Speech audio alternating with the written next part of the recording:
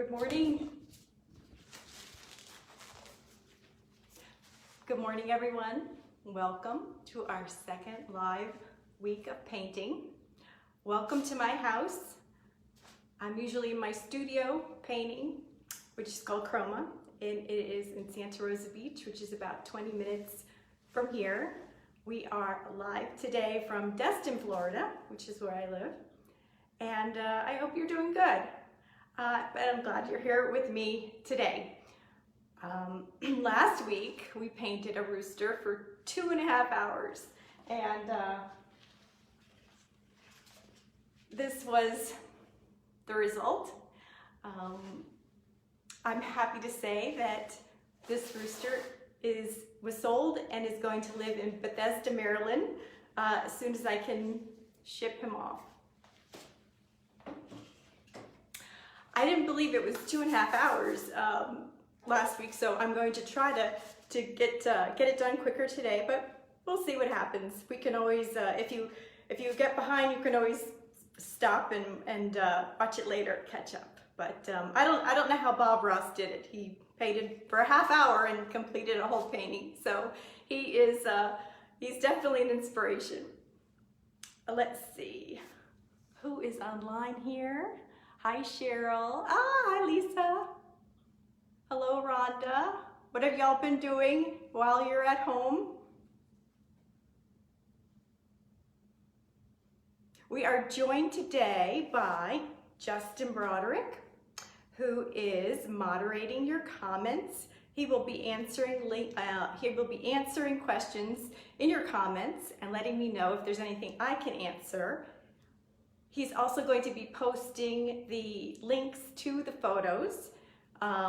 If you're on my email list, I sent those out Saturday night, so you should have those ready to go. And if you'd like to be on my email list, you can put your email in the comments now, and we will put you on there for next time. Let's see. Hi, Jerry. Hi, Constance. Good morning, Cheryl. Hey, Candace. I'm so glad you're here, Candace. Okay, well, what are we doing today? Let's see. What's the plan?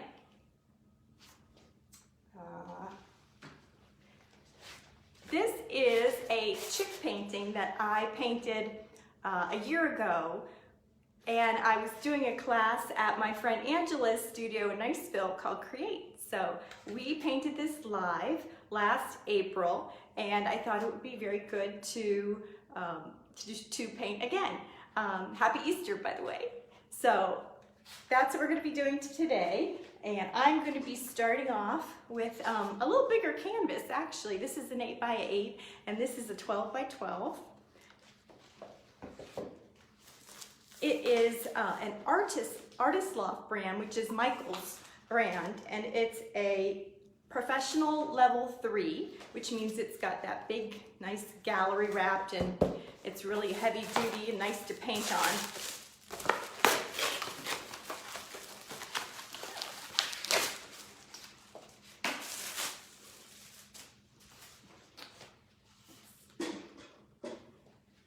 We got Janelle says hello, Nelia. Oh, hi Janelle. Hi Nelia. Hey Brett. I remember you, Brett, last week.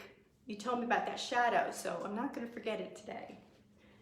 I am going to be using all the same paints that I used last time, my golden professional paints. They are fluid, and I have a little bit of this quinacridone magenta that I'm going to be using for the first layer along with red. I'm a little worried because I kind of don't have a lot left. So I found this other quinacridone magenta, which is heavy body. It's from Golden. It's the same paint color, but it's a different consistency. And I just noticed that it's open. And so last week I had a question about that, and I'm going to answer that in a little while, about keeping your acrylics wetter longer. So I won't forget to do that. I'm going to be also using some flat brushes, a smaller one and a larger one. I'm going to be painting on styrofoam plates. I have 2 jugs of water ready to go. I have my ruler, I have my paper towels, and I have my big jug of white gesso that I use instead of white paint to save a bit of money. And I think that's all it for supplies. So I will move the camera and we will get going. You got a few more hellos too. Let's see. Who is on there? Hi, Sandra. Hey, Erica. Lori from Naples. Hello. Hi, Megan. All right. Wow. Yeah, we've got a good group already. Sounds good. Let's see. Is this a good spot? Hey, from Tuscaloosa. Hey, Joe. Oh, I'm so glad you made it, Joe. I hope you found a canvas. Okay.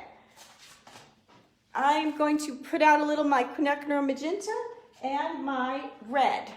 So go ahead and squirt out maybe about quarter size piles of each.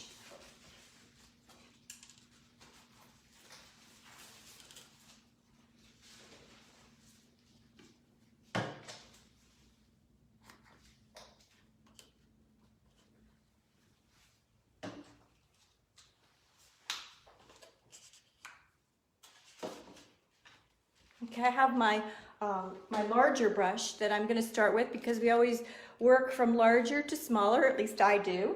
And I have my black and white up here ready to go. We're going to do the same thing, or you're going to do the same thing that we did last week with our black and white, which is fold it in half once and fold it in half again and find that center.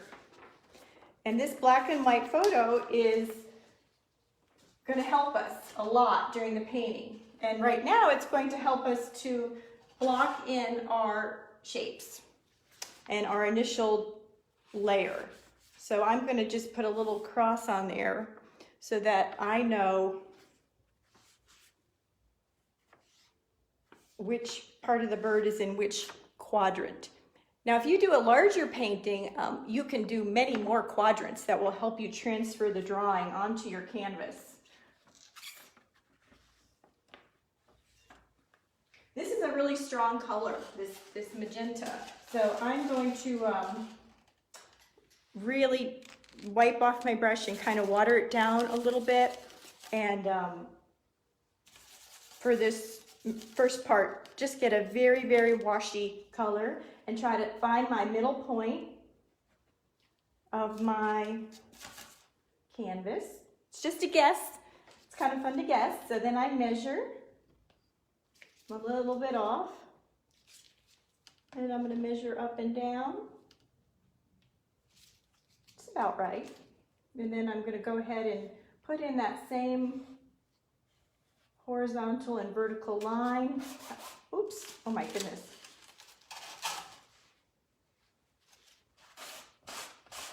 Water on a paper towel. You can, if you're quick, you can wipe things out that you don't like. Make sure I can see that middle. There we go.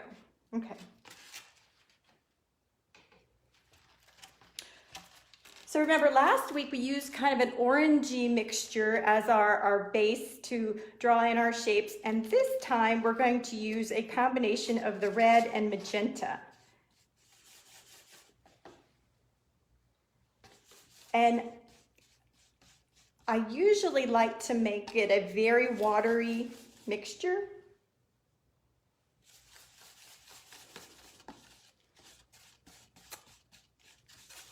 So I've added water a couple of times, and I'm going to start by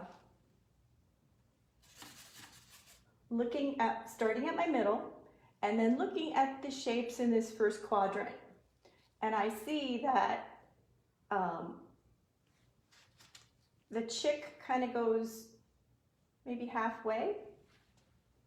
You put a little line there so to remind me where that goes. And maybe right about there, if I'm looking down in this quadrant, where's that bottom of the chick? And then up here, kind of maybe up here, up here. The head is about right there and right there. We're guessing at this point, so this is the time to get things right and make mistakes and fix your mistakes. Then I'm going to start with my shapes like I always do, and this chick is a good example of that because it's definitely has a couple of very defined shapes. It has two ovals, and I'm looking at my color on my computer to the left here. You can't see that. I hope you're looking at your color version as well. But to draw, I'm really just looking at this black and white. That's all I need right now. So let's draw in a little oval. Now don't look at the head, just look at the body shape right now.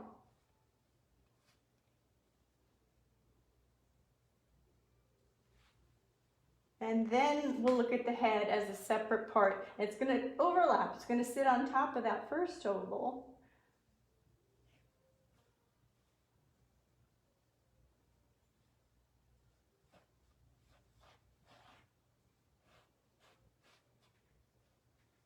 So now I can kind of refine that oval shape into more of a little chicky shape.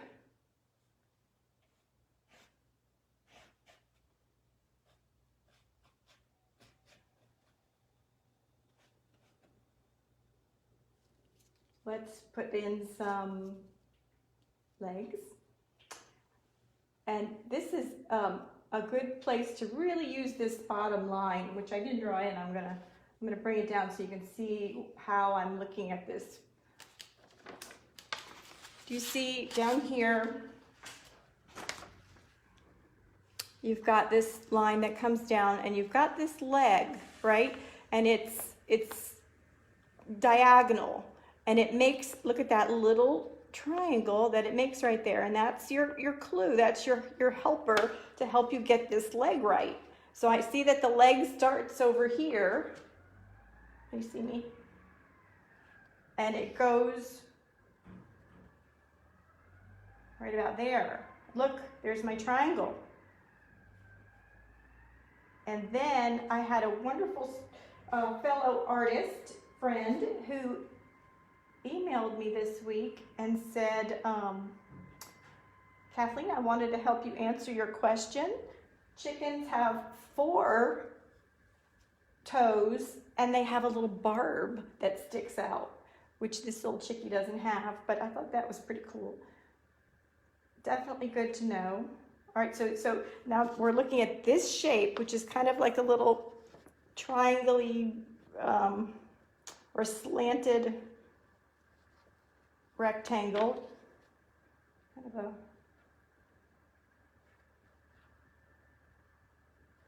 You're looking at how the lines relate to each other when you're drawing. It's really helpful. It really helps you to draw, and especially if you don't have a lot of experience drawing, it makes it really, really much easier. So I'm going to put this back up here now, and then let's go ahead and block in our big chicky shape with our red and magenta. And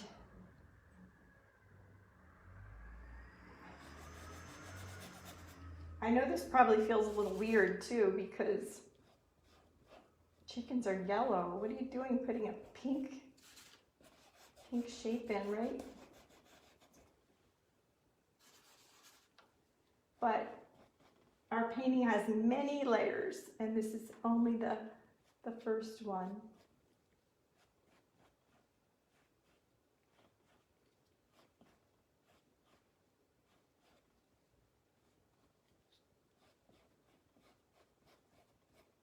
I think I was a little too curvy maybe there.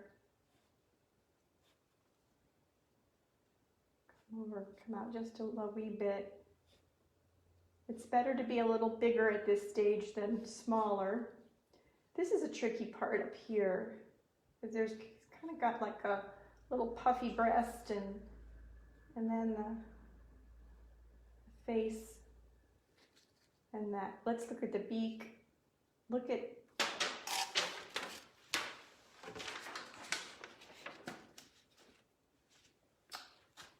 Let's look at where this oval comes up. It kind of makes a little diagonal there, and then that beak comes right out off of there. So try to get that beak shape in. And this nice line that connects here.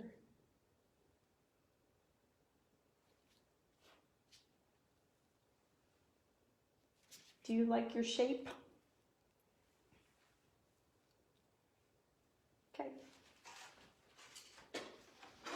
Now is the time to make sure that you like your shape. I'm going to go ahead and put in a horizon line right about there. And I'm going to put in just a little background color on mine so that it can kind of peek through. I don't want to lose my line there.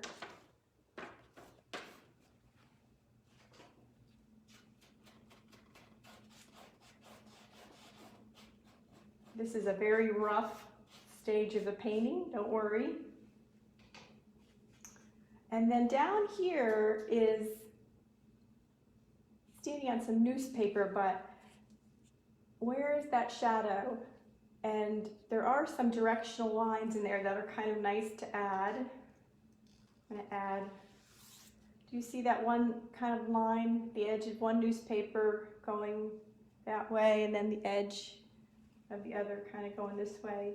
So that's kind of a nice thing to add and have that in mind when we're painting down here. It looks like the light might be coming from the other side of the chick and lighting up the edges, a little in the back, a little in the front. You see that really great light area right below the beak, so that kind of gives me that clue that's being lit up from that other side. So this area here, while it does have some light areas, especially because of the light feathers, it doesn't necessarily have a lot of light on it. And we can imagine that the shadow might be, you can kind of see one right here in front, might be going out that way. All right, so I'm covering up my feet. I know it's a mess, right? But you have to trust the process, trust your process, that you will get there in the end where you want to go. This is just the beginning. All right, so now we've got a good start on our painting. Paint the edges. Let's stop for a minute and let this dry.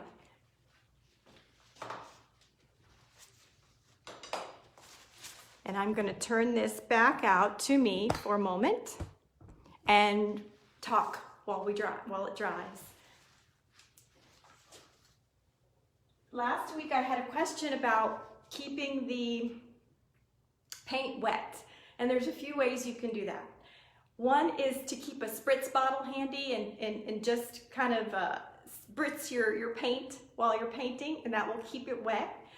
Another way is to add a product called a acrylic retarder, and a couple of manufacturers make them. I'm sure Golden makes one, and you can add that as you're painting in addition to water. If you, the more water you add though, the more you're going to water it down, right? And so it'll get a little more transparent. So that's an issue with adding more water. This acrylic retarder doesn't do that. It just keeps it open a little longer, it's called. And Golden has a product that I mentioned earlier called Golden Open. And they are a whole line of paint. They have every color that they make in this what do you call, line of paint, and you can just use this and it will give you the effect of painting with oil, and you can blend easier. And blending is a problem for many in acrylic. That's what the person who asked the question was concerned about, is how do I get that nice blended edge? So I want to share with you the painting that I did last year. Where did I put it? Right here. Okay, so look at this painting. This is very much blended, isn't it? And so yesterday I got behind my easel to do a study and prepare for today, kind of get my mojo going, and I started out by painting this painting. And this is in the middle. I stopped in the middle because I realized that it was so different than this painting that I should start again. So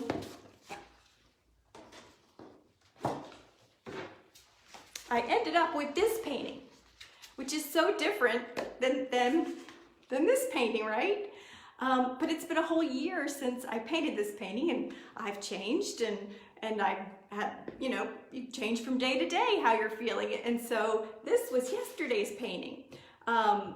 When I used to do my classes at Chroma and everyone would paint with me, we would paint from a example like this. So everybody would paint the same thing kind of, and it would look like this. But now we are painting from photos. So they are up to the artist's interpretation a lot more. So yesterday when I was looking at the photo, this was my interpretation. And I wanted to tell you that I didn't blend a lot on this one, right? This one I did, and this one has a lot of harder edges. It has a lot of brush strokes that you can see, which I really like. And I'm trying to remember how I did this one, and I think that I did it with a lot of kind of scratchy, kind of a brush stroke, and kind of blending things together like that, which is not how I normally paint. I'm more of I like to blend the color on the palette, pick it up, and put down a really nice, clean brush stroke, like this one, right? You can see all those brush strokes in there. So my painting today might come out a lot more like this than like this one. And I just wanted to tell you about that and give you the option of, if you would like to do a very simple background today, you can use this one as your guide. And this is my favorite color for background, the manganese blue and white. Or if you want to follow along with me and do a little bit different background. And what I did yesterday too was I started to put in some of the bottles and things behind the chick, and in the end it was kind of drawing my attention away from what was going on with the chick. So I really painted over it and simplified a lot with this blue color, and you can see the red peeking through, and you can see just some hints of something that might be going on behind there. So I like how it turned out. And I am interested to see how yours is going to turn out today. Hi, Jim. Hey, Pamela. So many people sent their roosters, right? Oh my gosh, Yeah. That was so cool. I forgot to mention that. I was getting roosters all week. Every day I would get somebody's rooster, and it was such a joy to see what you did and how yours turned out, and they were marvelous. I loved them, so I can't wait to see all the chicks this week. Let's get back to our painting, and hopefully we will be dry. Let's check.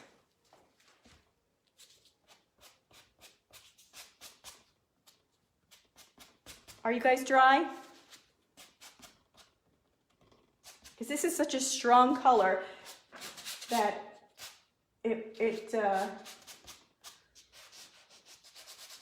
I would like it if it didn't blend with the color we put on top, but it might a little bit. All right, let's continue. What's next? I've got my first layer on here.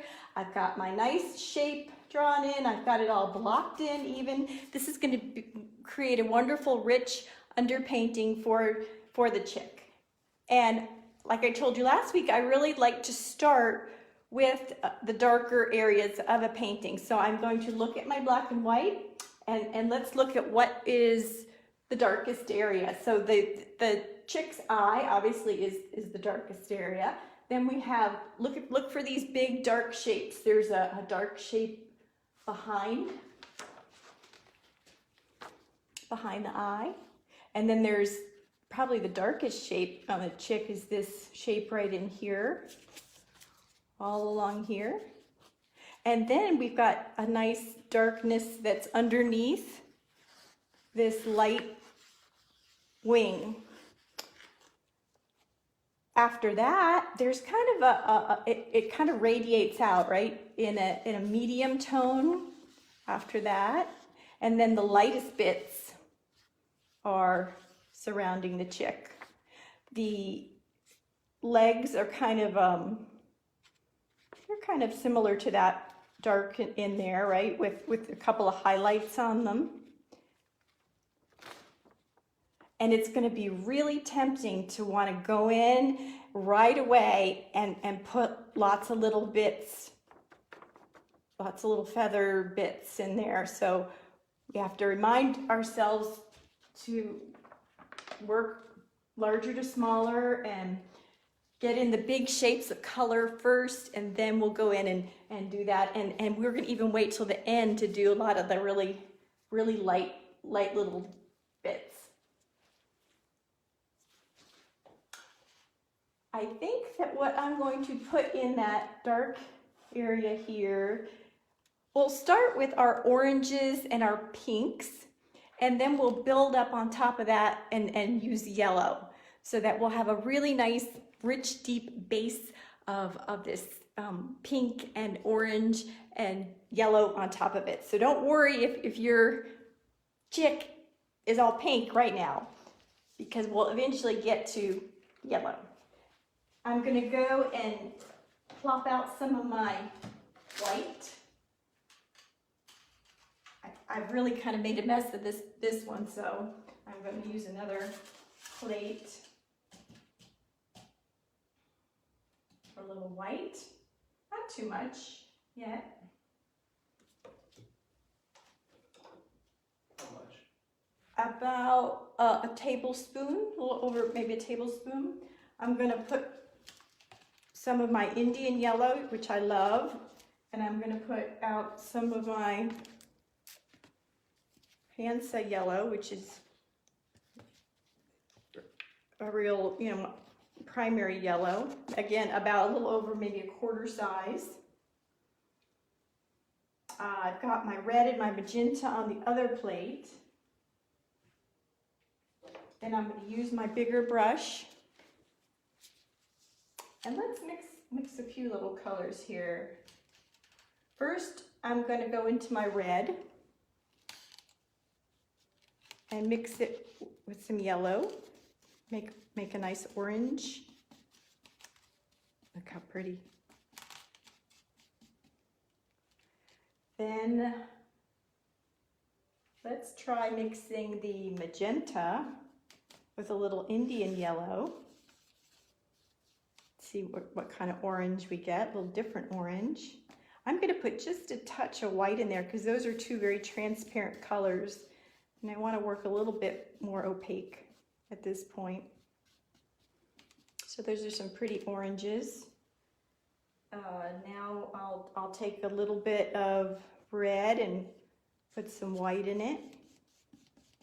Make a little pink. And then a little bit of white in that magenta. And you'll see, if you are working with a magenta or an alizarin crimson or some kind of a cooler red, you'll see the difference between the primary color red and that. And it gives you a nice variety. to work with your reds like we did last week in the rooster.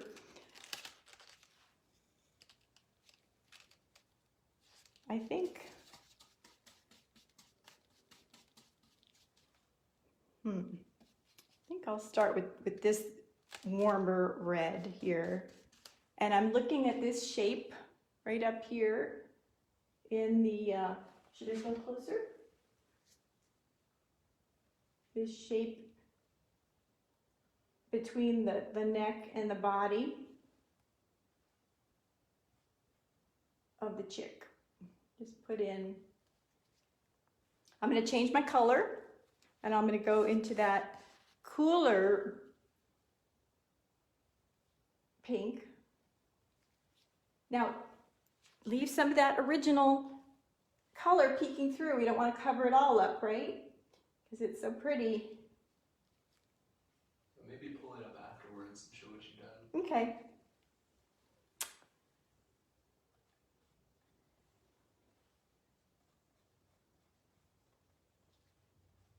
Kind of mix them together if you like.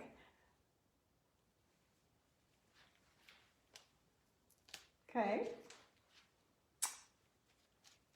I'm going to clean my brush a little and go into the orange and go up here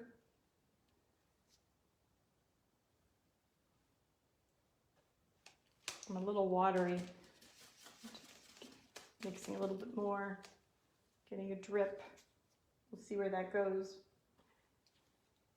And I'm going to put in this shape of darkness kind of in the middle of the head.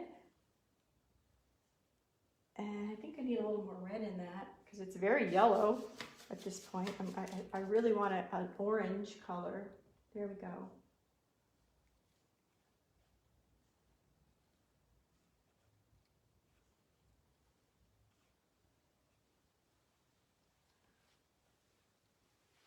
And just so that we have a good grasp of where things are, let's go ahead and put in the eye. The eye is darker than these, so I'm going to switch to my little brush and a little blue on my plate with my magenta and mix up a purpley color. So blue and red, or blue and magenta. We'll darken this up and give us a nice eye. The eye is right above that beak. Look at the shape. It's kind of oval.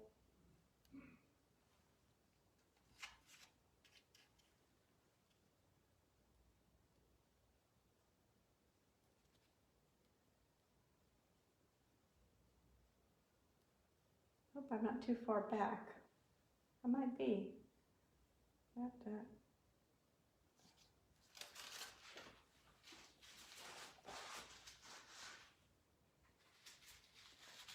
You realize you might have a mistake and fix it right away because it's a lot harder down the road when other things get put in, right? So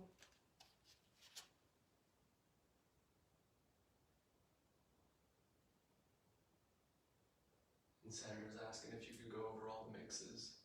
sure. So maybe when you pull it in. Okay. I'm going to put a little water on my brush and lighten up that purple and see if I can just draw in the beak shape a little bit. And I'm using the end of my brush to get a nice sharp point. And I'm really just, all I'm doing is touching it down. So I don't have to draw a line. The brush does it for me. And then there's the middle part of the beak.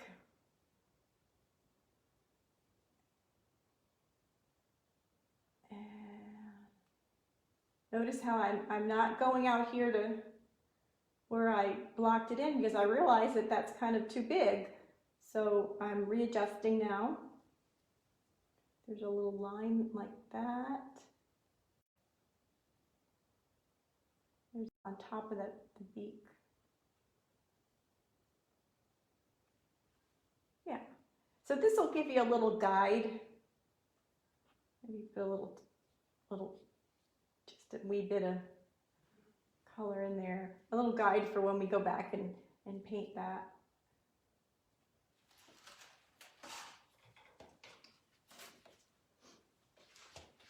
Okay.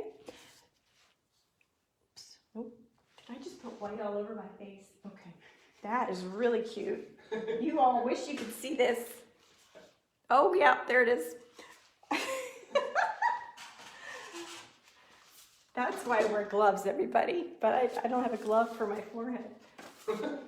So what I did here was, this is orange that I have, red and yellow in this area. I've got a nice pink here, which I mixed with my magenta and white and my red and white, and then a purple with my red and blue for the eye, and drawing in some of those darker areas of the beak.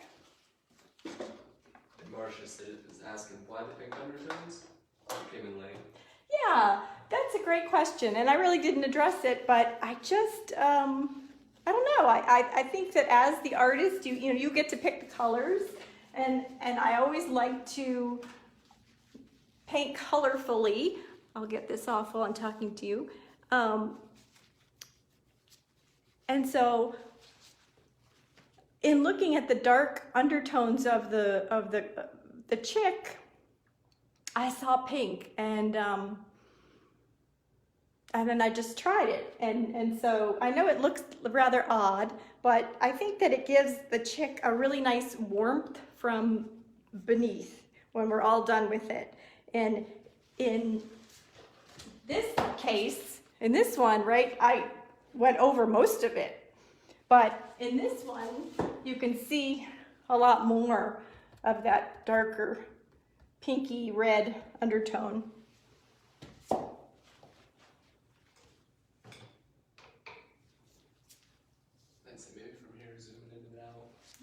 We're going to zoom in. Okay. How's that? A little better? Can't see it right away. Okay. All right, so we're still thinking darks. I'm going to go back to my big brush and back to my pink plate. I don't really like that color with the magenta and the yellow. I think it's rather a dull looking color. So I'm not going to use that, but I'm going to mix up a little bit more orange.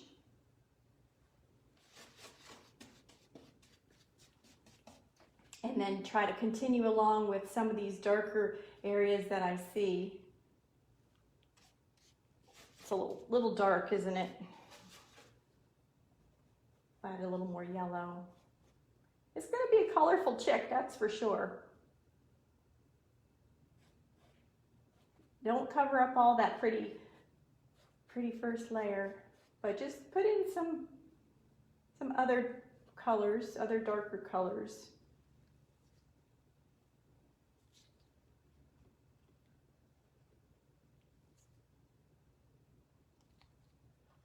I see a little shadow up there in the head. Good, okay. I'm gonna clean my brush. And I'm gonna go into the pink a little bit. Now I'm getting lighter and lighter with my values, so I put a little more white into that pink. Which this pink was the magenta and white. Produces a cooler pink, and I'm going to kind of continue with my little strokes. I like to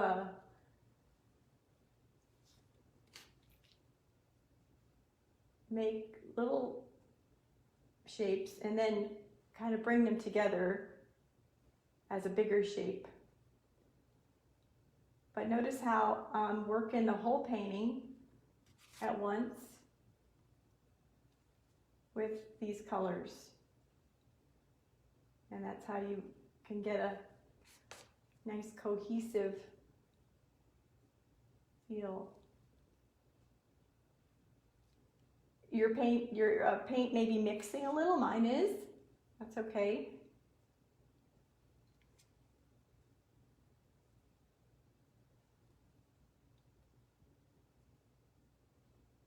Just looking for all these middle tone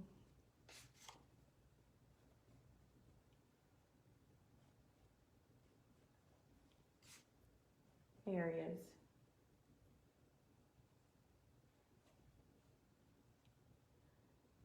And we did say that this area was kind of in shadow, so we know that anything around the edges is going to be lighter, but it's always nice to have a little darker underneath to make that lighter area pop.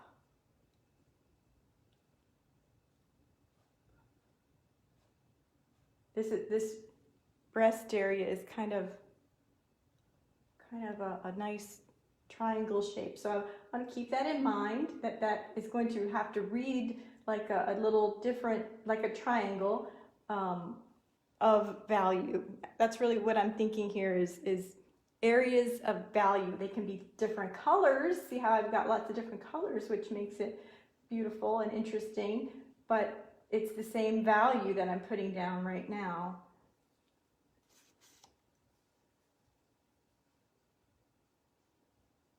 And these are just kind of layers for that lighter layer to go on top of later.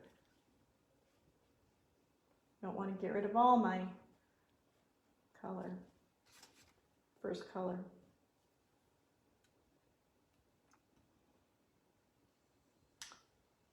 Let's see, this area under here is a little different. I'm going to go into the warmer pink. Remember, I have two pinks, a warmer pink that I mixed red and white, and a cooler pink that I mixed magenta and white, and go in under the eye. What shape do you see? Right there. Little triangle maybe?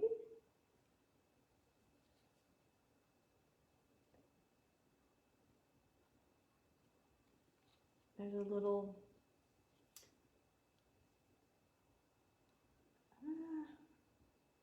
I'll leave that dark, because that is kind of a darker area right there. But darker.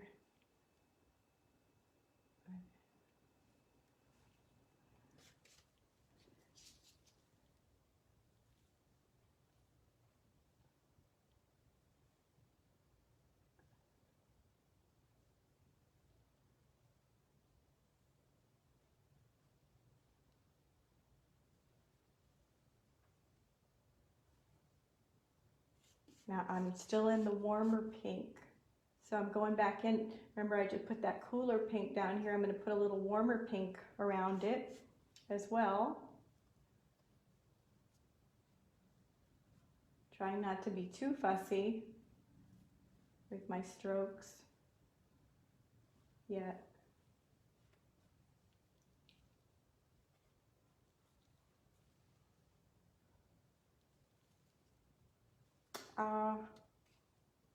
Yeah, I think I'm gonna, remember I did this little shadow orangey up here, and I think I'm gonna go over that with a little this pink. Yeah.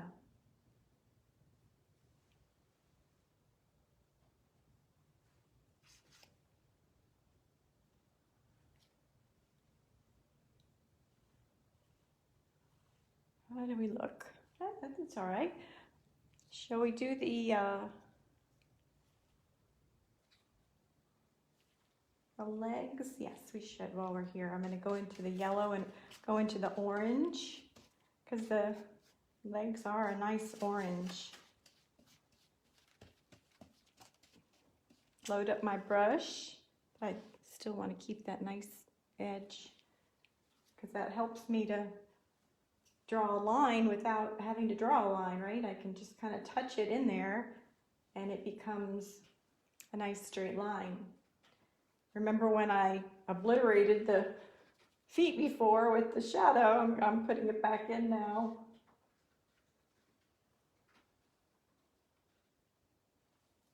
Putting back in our 4-ish toes. Don't worry if you don't have 4 toes. I dipped into this color a little bit. Remember I said I didn't like it, but look, it looks pretty good on there. And it gives a little bit of a variety to the other orange. We can always go back on, we will go back on top of here with highlights. I'm going to stick a toe kind of going that way, even though there's not one. Okay. Can we try taping the reference photo up top in the screen? Oh, okay. See how I could no, go against the back of the... Oh, there? Maybe zoom it out. Hey, that looks good.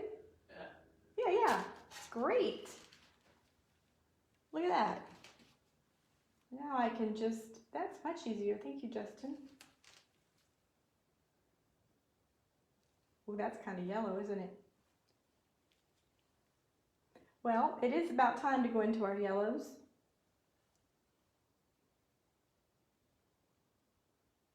Okay, now I want to mix up, and I need a little bit more room, don't I?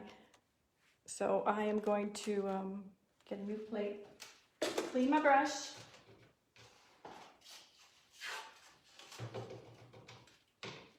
And I want to start with a really nice golden yellow. We will eventually move up to the brighter yellow, the lighter yellow, but I want to mix white with some of my Indian yellow.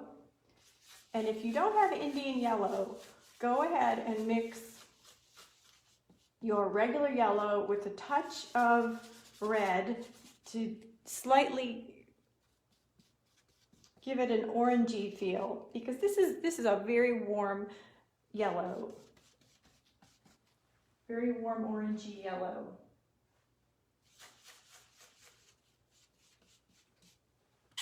There we go.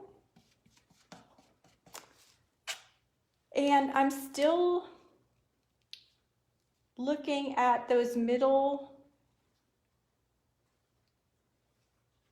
values. I'm just, you know, putting lots of different color in, but now we want to start to kind of make the chick feel like that might be a little too bright right away. So I'm actually going to mix in a little bit of orange in it to warm it up even more, darken it a little bit even more. You see. And then I'm going to try it again. What do we think of that? That's very bright. Let's go with it. Because I think it still is the same value. So we're good. We should be good. But we're just bringing in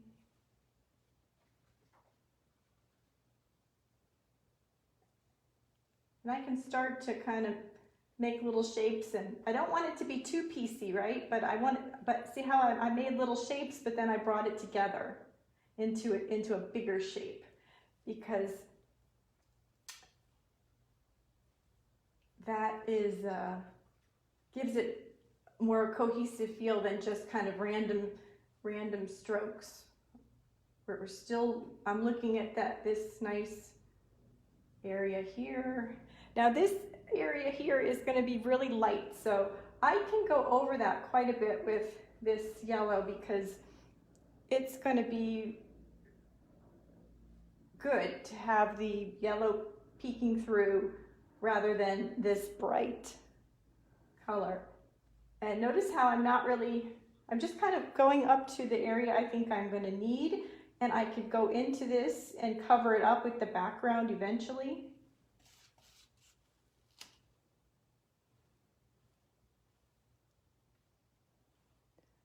This is a shape of a little chicky thigh.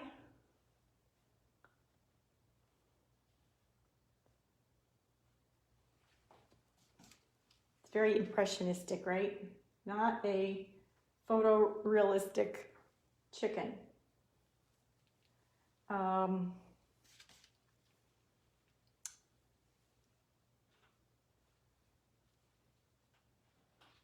So making my little strokes, kind of bringing them together in a larger shape.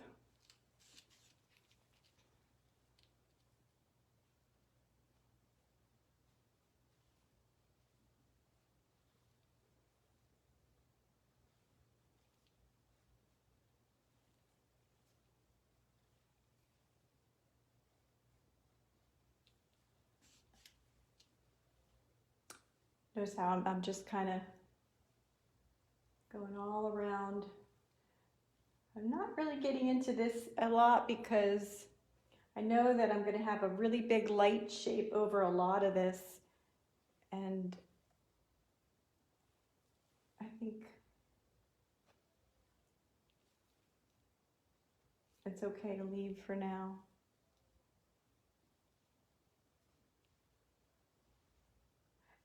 And this is a painting that we're really going to push it and pull it a lot, which means that I'm starting with the pinks and then going to the yellows and working from darkest to lightest, but that doesn't say that I can't go back in later and put in some more of these darker colors after I put in the lighter colors. And that's what I mean by pushing and pulling it. So you're going to maybe cover up something that you can bring back later. And it's tricky. It is tricky. Okay, we have a really nice little part above the eye.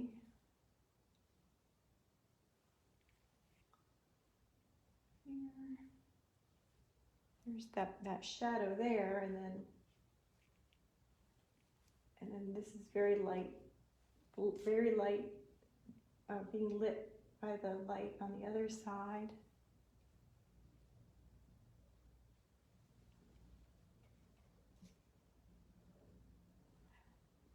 I haven't said it yet, but if you're sitting down, take a moment to stand back and look at your painting.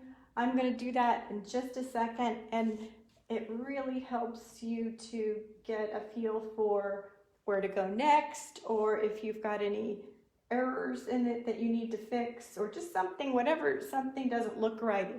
It usually helps to look from far away. It helps to take photos of your painting as you're progressing through it, and then that is helpful for a couple of reasons. One is that like standing back, it also helps you to see, where to go, or if there are any errors.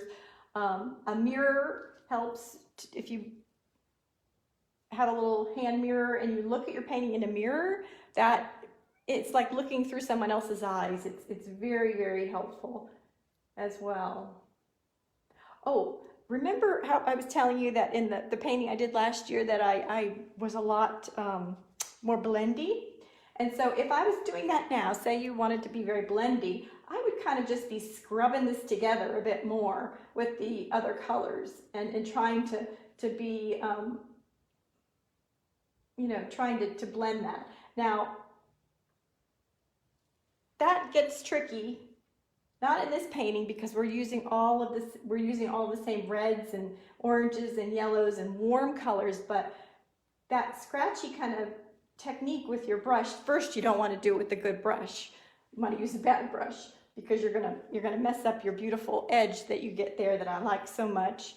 But also, that is a way to get mud with colors like if I was to have a mix of blue in here and start scratching it all around, it dulls the color.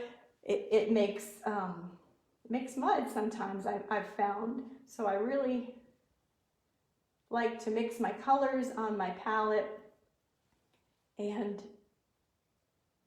lay them down and try not to be too blendy. And like I said, it works a little bit better in this one because you mix these colors together. It's not going to make mud because they're all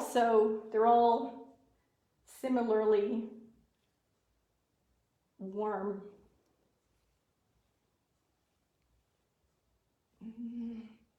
I want to put a little bit up in here.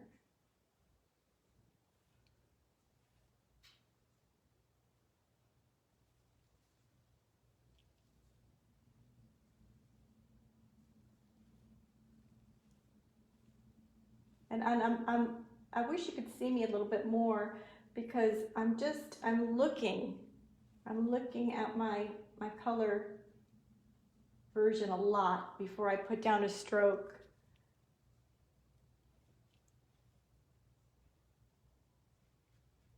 I know it seems kind of random. I'm gonna step back now and have a look. Oh boy. Yeah. Boy, that looks like a mosaic, doesn't it? Okay. Well, let's get to some fun stuff here, and should we do the background next or the next lighter yellow? I think I'm feeling like doing the background next.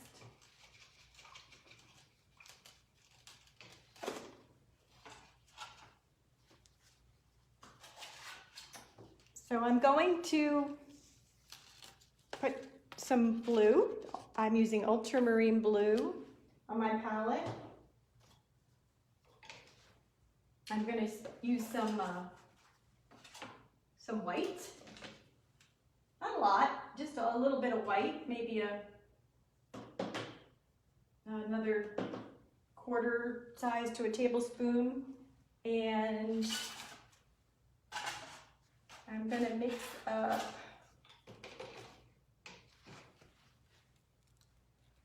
let me see. There. Got my blue, got my white, and then I want just a teeny bit of magenta.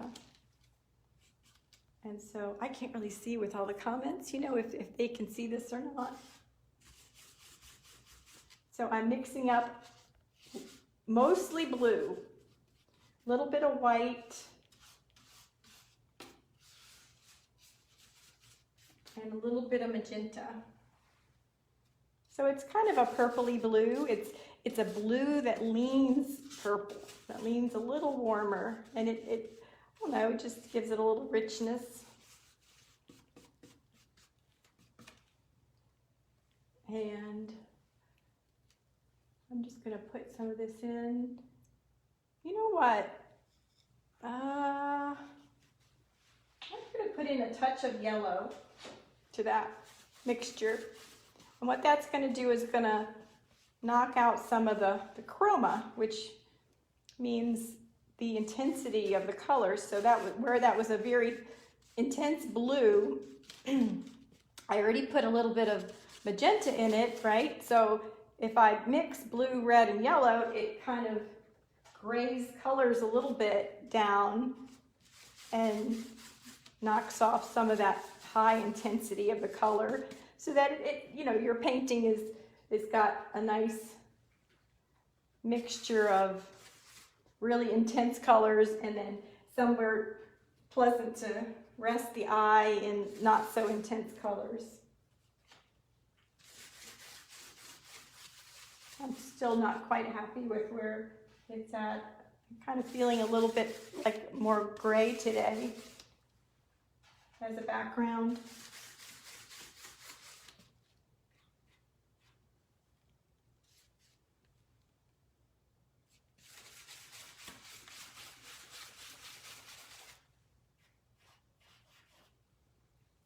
I'm just going to put some of this in. I'm not going to cover all this pretty red up yet. We can always do that, right? So let's just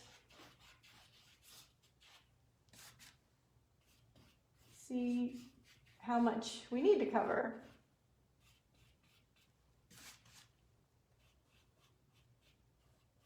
So go up to your chick,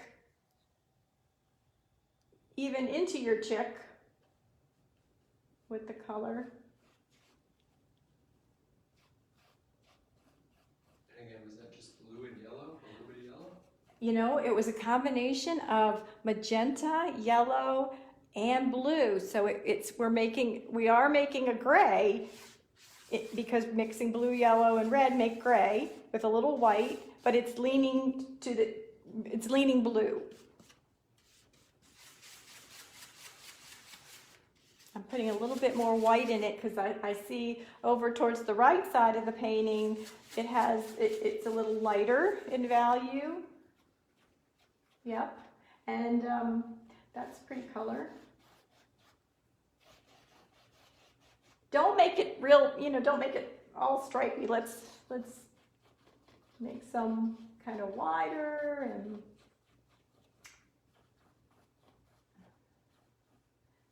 you kind of want to go around your beak now a little and carve out that beak shape.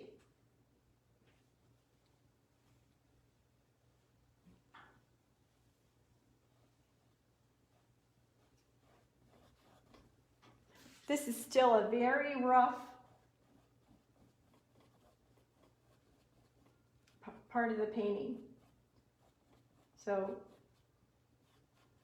I'm not being so fussy about getting everything perfect around the bird.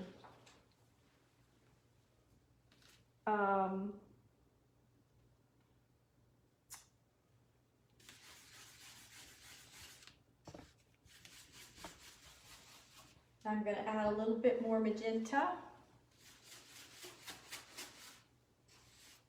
It's just so quiet while I'm painting. I'm usually used to everybody asking tons of questions, and it feels kind of weird. I went a little bit more lavender there for some.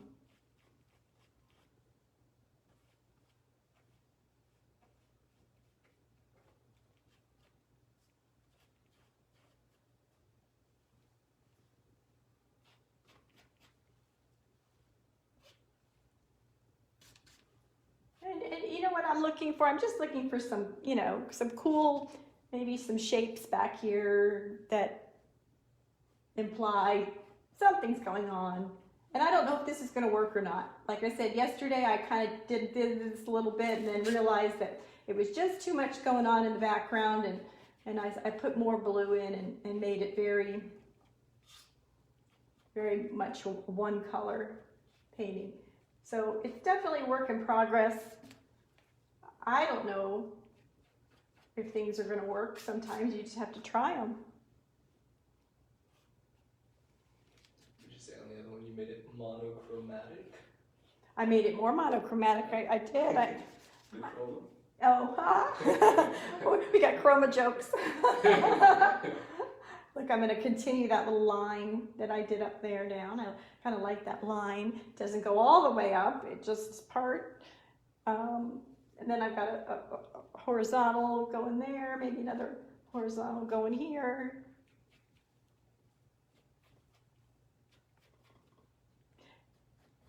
And if you would like to make your background all one color right now, and definitely that is an option. Like on the one I did last year with just the magenta and white, that's perfectly acceptable. But this is, just trying something different. It's always good. Yeah. I really need to bring that down, this color down a little bit, don't I? Into our bird.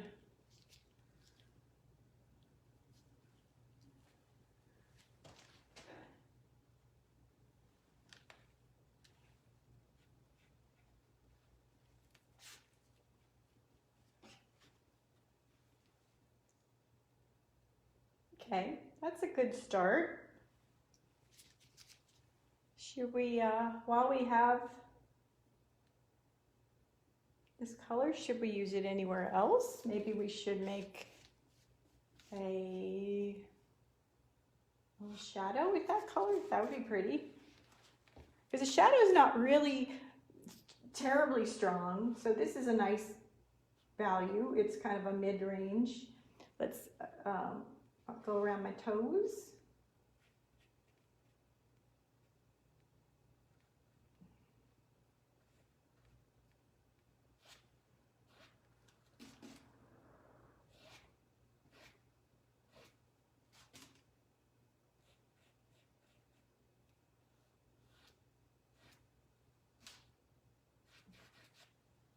All right, that's a start. The beauty about acrylic, and it's kind of sometimes a hassle that it dries so quickly, but it's also a blessing in that sometimes you can, or all the time, you can paint over it very easily if you would like to. And that is a lot harder in oil painting, where you sometimes have to wait a week or longer to make another layer over a fully dry canvas. Okay, I'm going to stand back a little bit, and you know, that blue really looks nice with the yellows and oranges, doesn't it? Blue and orange are complementary colors, and that always works nice together. So it's got a good start, I think.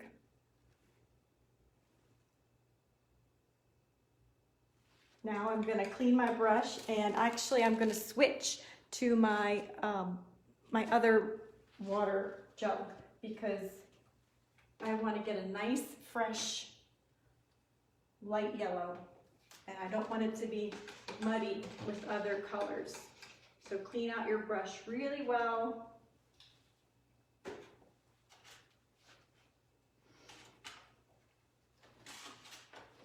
I'm going to stop to get another paper towel. I always like to hold a paper towel in my hand so that I have it handy to wipe off my brush if I ever need to. Or forehead. Or forehead. Oh, my forehead, yeah. Obviously. Okay, and nice. I'm going to go back to, remember I had this plate where we put the yellow on there, and it's still a little bit wet, so I'm going to put a little more white in there. Maybe about another tablespoon on the plate. And I hope there's no red or blue. Blue would be awful in there, in my brush, and mix it up. See what we get.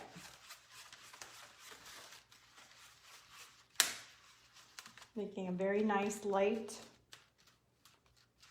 value. Light yellow, which is, this is what you would think of, right, when you think of a Czech little cute light yellow color.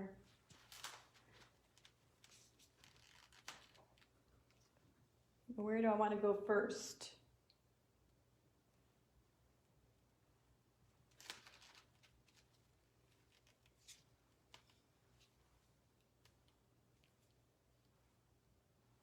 All right, let's start. Remember this triangle shape right in here, that's very light. Let's work on that. Oh my gosh. Now look, that looks white, doesn't it? You can see on your palette that it's not, but it looks that way when you put it next to all these colors. So I put a little bit more yellow in there. And my goodness, that pops, doesn't it? Here we go. And I'm starting to think about these beautiful little feathers kind of coming off, but all the time I'm still really thinking of this in a triangle shape. Now, the key is to making it feel like a cohesive shape while getting all these nice, this nice feeling of texture of the feathers. Make different kind of shapes with your brush, not all the same, different lengths of feathers.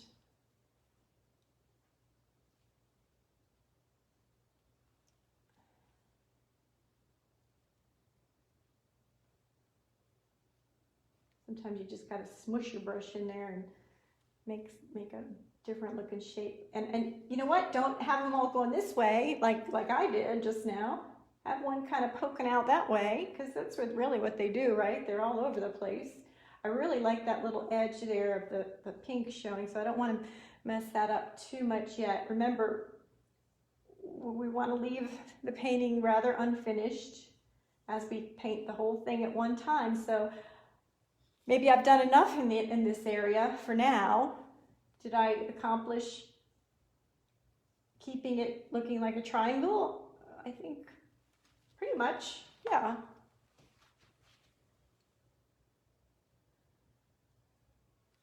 So now let's move over here to the back. And we've got some really cute little tail feathers sticking out there. And you know what, I'm kind of emphasizing that because I think that's really cute looking. And I want to keep this general shape, remember, of lightness back here. And I'm going to work my way kind of up. Don't be afraid to go horizontal here for some strokes, keeping some of that nice color peeking through.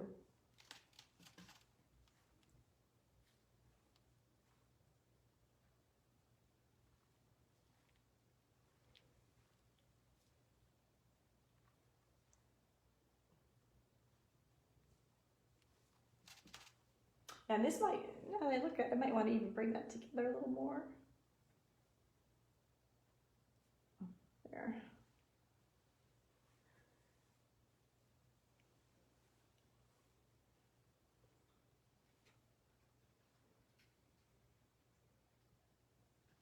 I don't like getting too skinny with my strokes. I don't know why. Like that. I mean, I guess that's okay if you had it next to a fatter one, but all little bitty strokes like that would not be good. I guess the answer is variety. Diversity in your strokes. This makes for a more interesting painting. I've run a little into my purple there. That's okay. When it dries, if you ever do that, if that ever happens to you, you kind of got to let it dry and then go over it again. You really can't get it unless you wipe it off. You can't get it clean.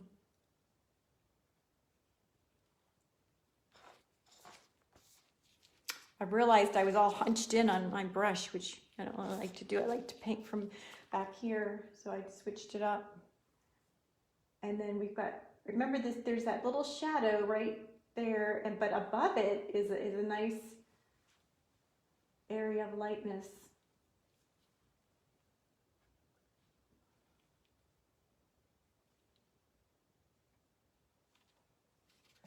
So you see now why I put that background in when I did, right? Because now I'm able to go over it with this yellow, and I don't have to worry about painting around it when I put the background in.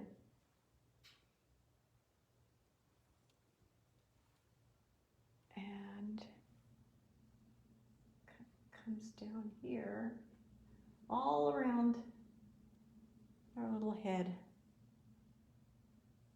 With that lightness, right?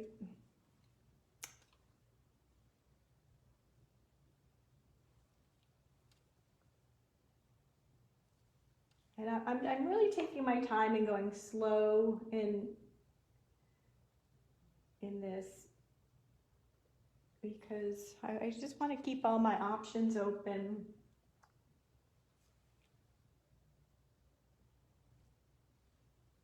There's a lot of, this is a very, I mean, if you look at it, again, I see a triangle-ish kind of shape right here. So that's what I'm thinking about. And then, oh, there's all these little beautiful little feathers poking around here, but I don't want to get too fussy yet with those just yet.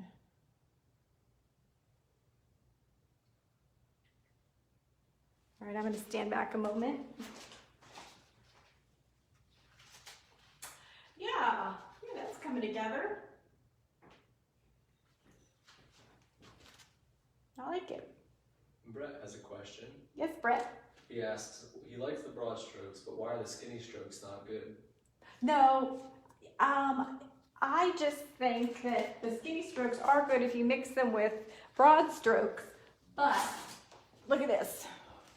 Here, I'm going to do this on my study. If they were all skinny strokes,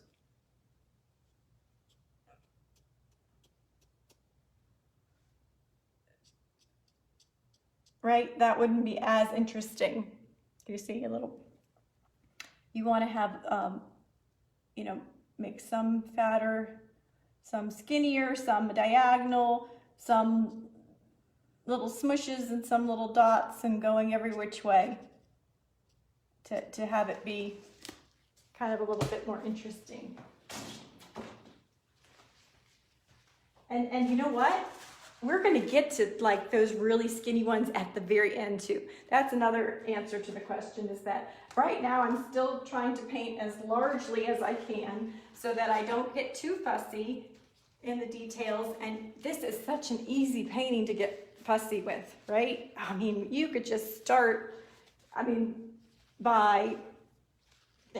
could even say that I'm getting too fussy here, but that's why I'm trying to think of it in terms of shapes and not individual feathers. Let's put this in because I think that will help a lot. And I'm trying to think about what color it should be because it's a very light color, but is it the same color? Do we want to make it the same color as this? And part of me thinks that I want to differ the color a little bit. And so I'm going to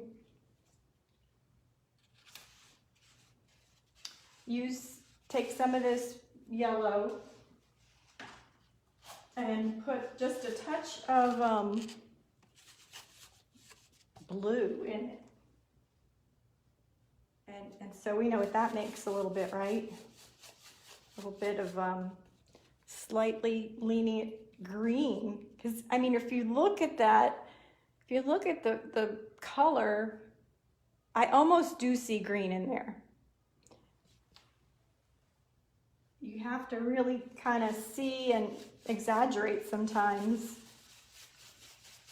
or look and try to exaggerate.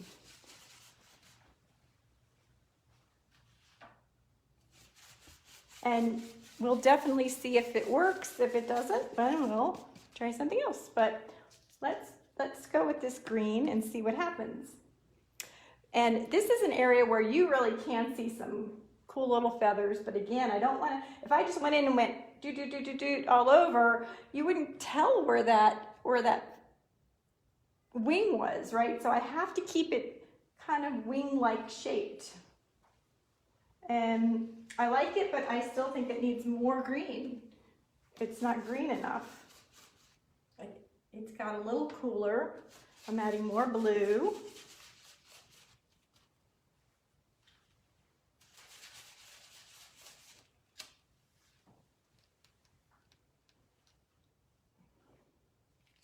I'm holding my brush back, right? And looking at my chick and my computer and kind of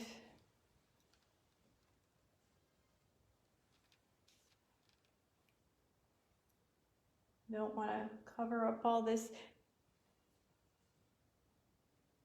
And I want to make sure I leave some interesting shapes in there. But this is going to be a larger, definitely larger shape.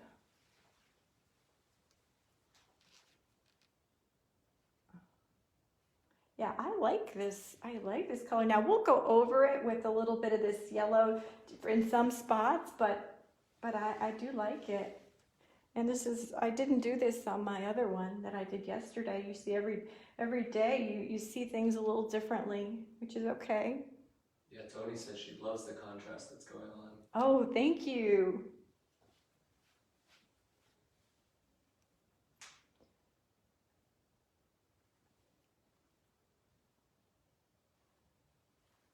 I am glad to get some feedback.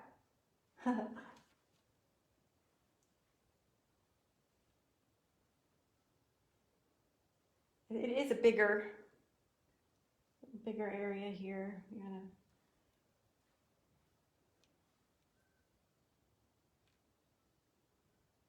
Now I'm kind of mixing here. So, all right, so I did something that I'm gonna need to work on later, and that's this area between the wing and the front breast is a darker area. So I kind of mucked it up with putting this little line in there. And I want to keep it more of that mid-value color, so I'm going to have to go back in there. Remember I said push and pull, and I'm going to have to pull out some of that mid-color again, because this looks like, you know, just doesn't look like anything here. It looks like just a bunch of this. It doesn't, I don't have that feeling of those individual shapes. Now I really kind of like this, and I see that there's that darker area in there in this section. It's kind of brown, you know, really in the picture, but it works because we got the right value, right?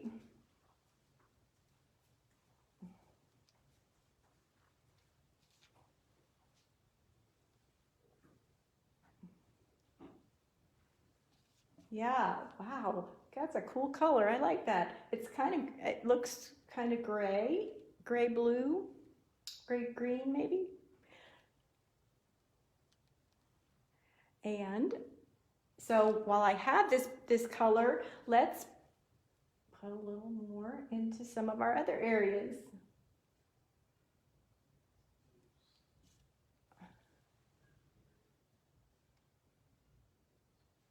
There. Very nice.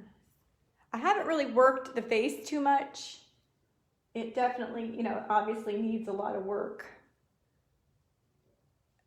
because we want it to be, you know, as cute as the rest of it. I see a little bit back here, a little this green color.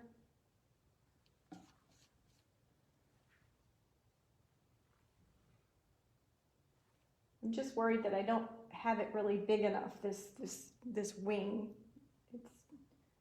I don't have the shape in enough.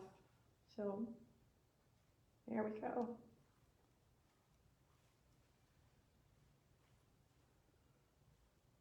All right. And remember, I don't want to finish it, so I'm going to leave it right there because I'm going to come in with some of this color, just a little bit in here to pop a little bit of highlights in there. I'm going to move over here and put a little of this in here. And that works nicely too, because right, we got the same value going on. You can add as much color as you want with that same value.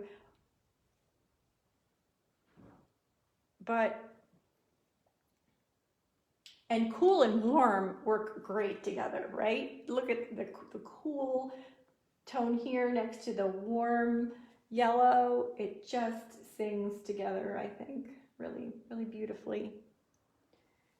And I'm going to switch. I need a teenier brush here because I want to bring some of this into the face. So I'm gonna get my smaller brush that I really can get a nice little edge on and go up here to the face, and we'll put some of this color in there. Boy, I'm so glad that I mixed this up today. I really like it. There's a really nice highlight over the eye.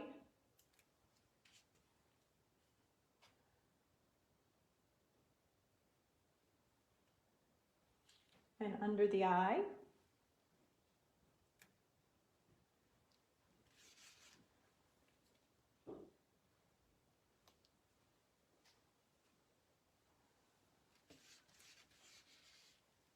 There's a really nice light under the beak that's kind of shining through from the other side.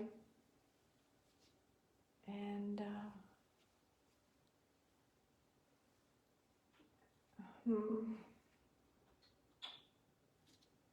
cover that up.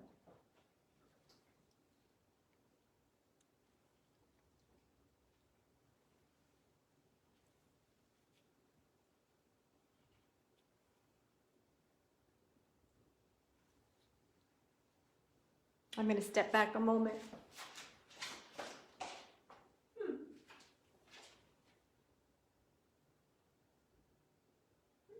It's coming together. And I asked, what were the colors used to mix this? Yeah, I started off with my white and my yellow that I was doing the light feathers with, and then I added some of my ultramarine blue in it, and that's it. So it's really a green, isn't it? With a lot of white. I think that we're going to go back. Remember, pushing and pulling. We're going to go back to our middle range colors here. We're still far from our yellow chick.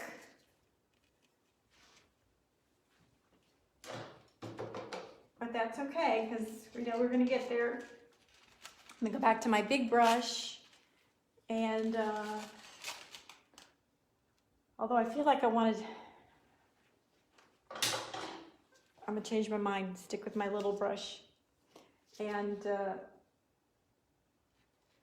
start to work in both my palettes. Now I have my middle value here, I have my light yellow that I didn't mix all of it to make that green color, so I still have that, and now I'm going to kind of work in the face here and try to bring that out using both palettes. And I'm going to start with my orange color. I need a little more red. And my red is kind of scored out. Oh yes, we need to get really close, don't we, for the face.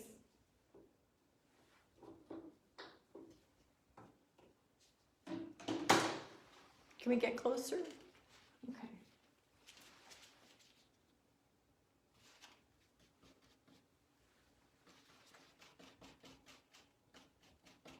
And just a touch of white. Just put a little bit of white in there, in that orange. So mostly yellow, a little red, and a little bit of white. And it kind of peaches it up a little bit. And then we're going to go in here. Ooh, look at that. I like it. Because this middle value is okay, but remember it had some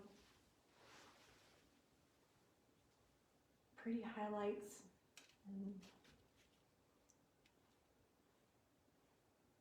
And it helps to bring together our the yellowness. Go back in there a little bit. Yep, see how that kind of broke up that shape a little bit. I want to make sure I retain that really nice dark bit there, but I think I need something more yellow, the lighter yellow up into here. Then there was down in here.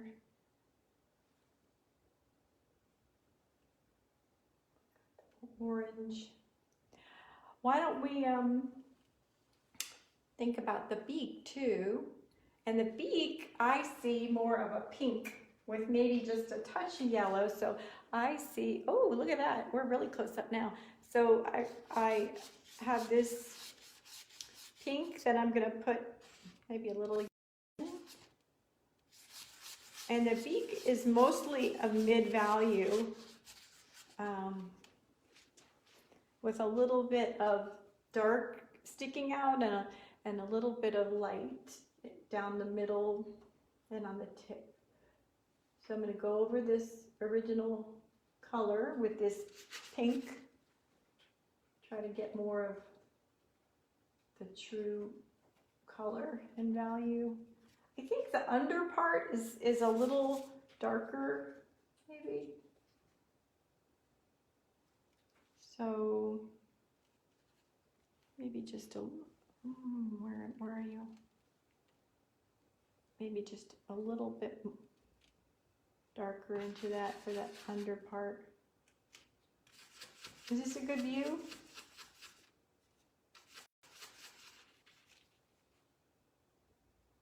Oh, too light, I mean too dark.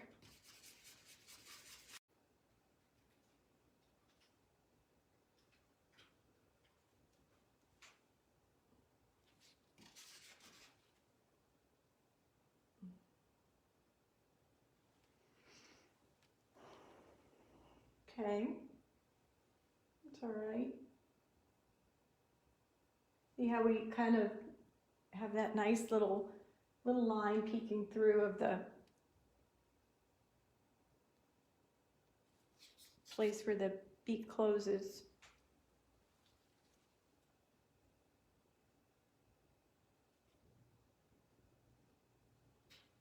No, that didn't work. We'll have to cover that up with some yellow. I think we're better in that area. I had a lot of pink up here, and I'm going to cover that with yellow very soon. Anywhere else I can put this little pink while I've got it? No, I don't think so. All right, back to the lighter yellow.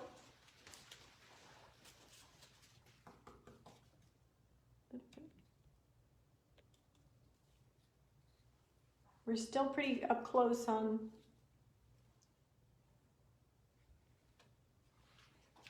I'm going to mix just a little bit more yellow in there of my Indian yellow.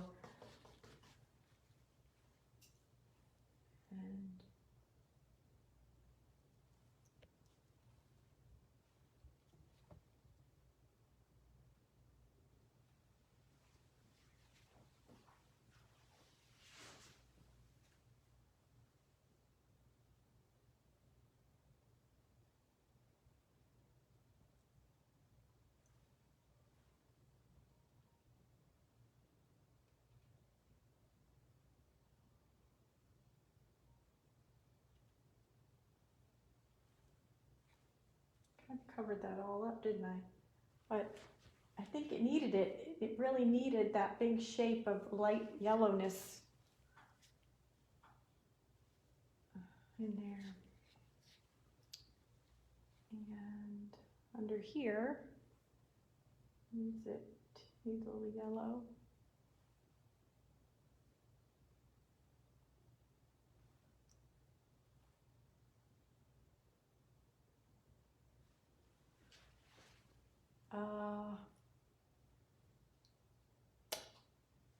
I know.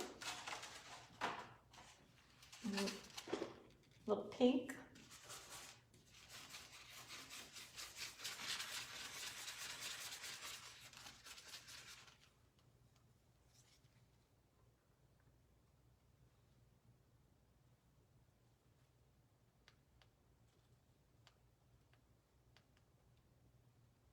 Yeah. That area was bothering me. It was a little too dark, but I did want to do yellow there too, just for the variety, and I do see a little pink right in here.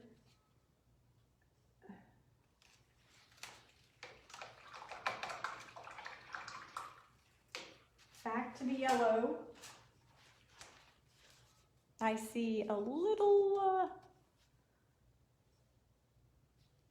lightness right there. There. Right on the tip of the beak.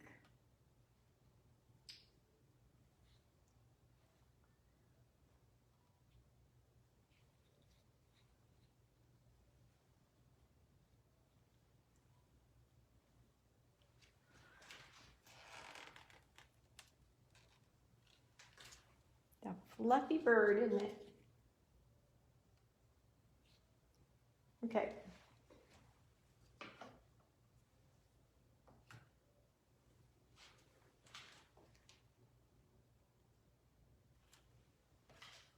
Going back to my orangey color, which, and I'm trying to think about down here, and I don't really want to put, I want to put a little bit of this yellow popping out here, but not a lot, because I still want to, remember, I want to give that impression of, I want to give that impression that this is in the shadow and that it's being lit from around. Even though it's light down here, I'm going to keep it with this orangey color to differentiate it from the light area on the edges.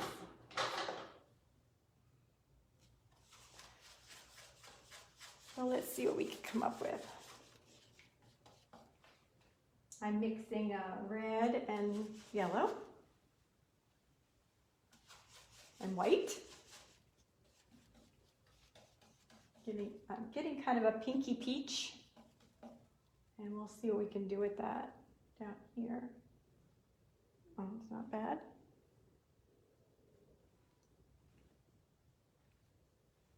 So I want to work around the my shapes right here, and I'm trying to kind of cover up much of what's below it at this point, because I was very tentative in covering it up before, because I wanted to see if how little I could paint to get away with it, and I realized that it kind of needs to be covered up a little bit more. Just keeping my options open there.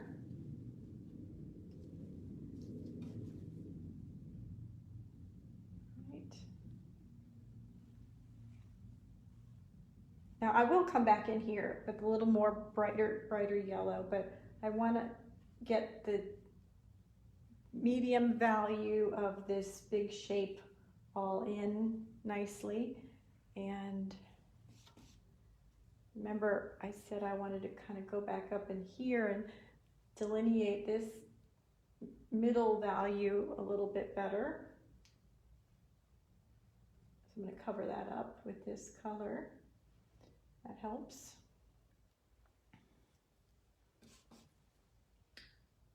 And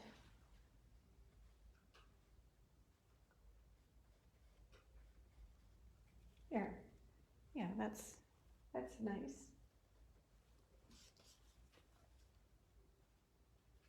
And I can kind of go over some of these shapes I already made, right? And break them up a bit.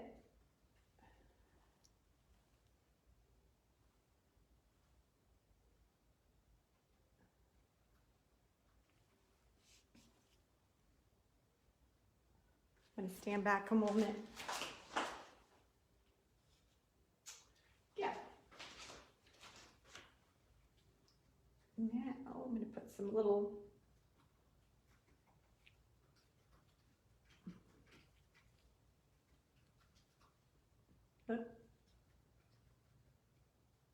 that's a skinny line. I don't want to lose this darker area. In fact, I'm going to go back into my darker palette here with my pinks.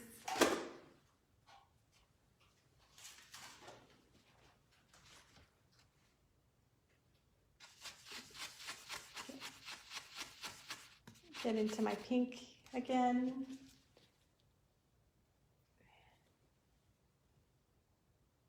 Making sure I keep this. I didn't like that. And look, I can kind of go into here and kind of work on some of those cool negative shapes that I have with this color.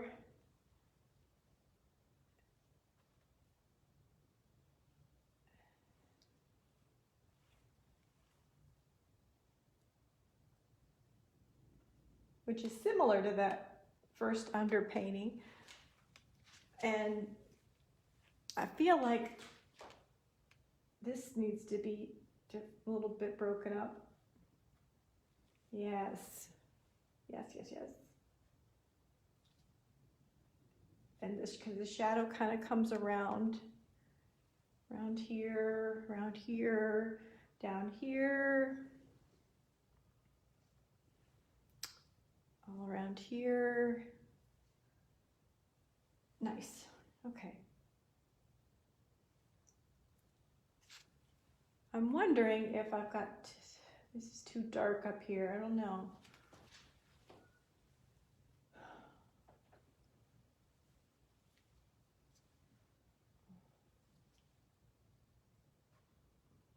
Well, I like that. Okay, so I'm going to stop a minute and put in my foreground here, because I don't like to finish the painting. I wouldn't want to finish the whole bird and then put the foreground in, because I think that by putting the foreground in, it will tell me how to finish the bird. It will tell me what colors that it needs a little bit more, and the play off of each other and finishing this more will be helpful to you as an artist to know where to go next. What color should we do it? I think that a nice cool blue would really be pretty, and it would add to the complementary kind of feel we've got going with the painting. So I'm going to mix up. I'm going to go back to one of my palettes that I think I can mix in, and this was that green color. I'm going to put a little bit more white in it. And I'm going to put my manganese blue in there.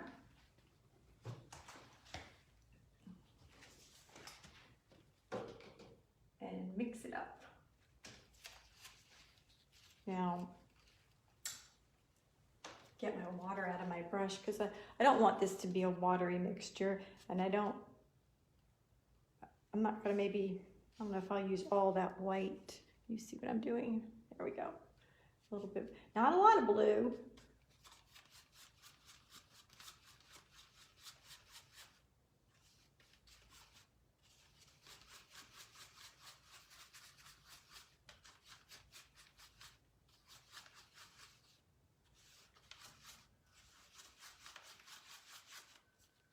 Let's see how that looks.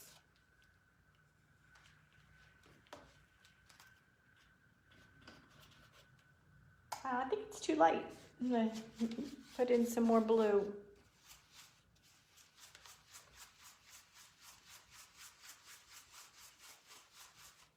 And I'm going to put in just a touch of yellow.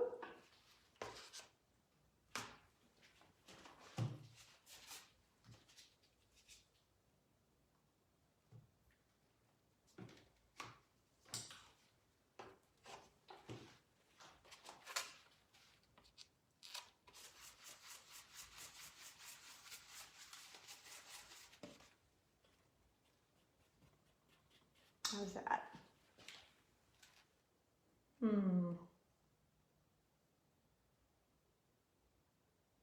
Okay.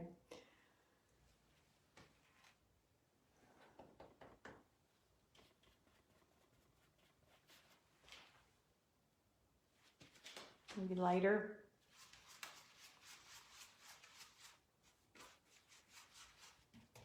Too dark.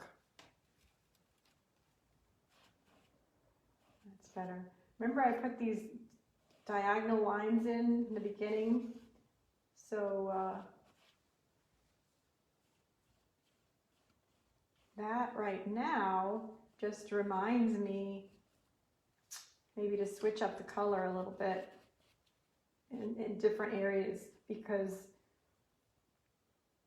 it's always nice to, if you've got a large area of one color or one value, to switch up the color a little bit.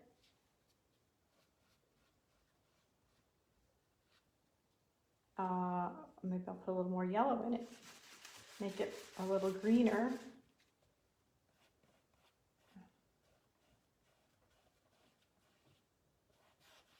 I don't know. Ah.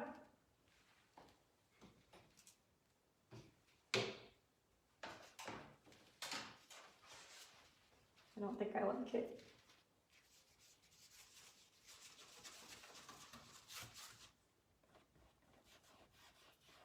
I went to a real, added more yellow into it. I'm kind of looking at that shape of the bird here. I'm going to poke in a little bit with some of that background color. Notice this nice negative shape.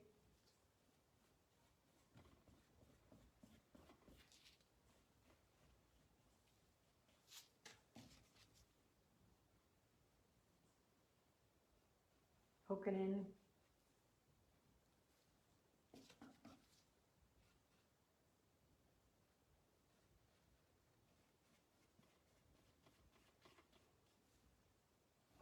Add a little of that green up there. It's okay.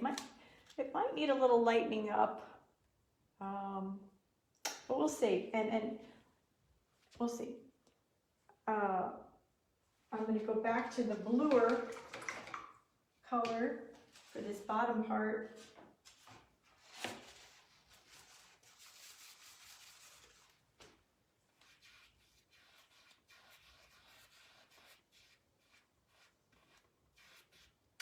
And I'm just splattering all over the place here.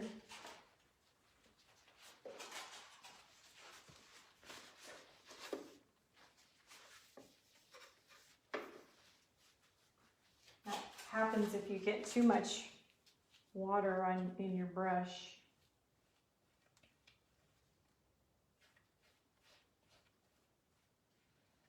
Kind of like that little directional line in there. I'm going to keep it.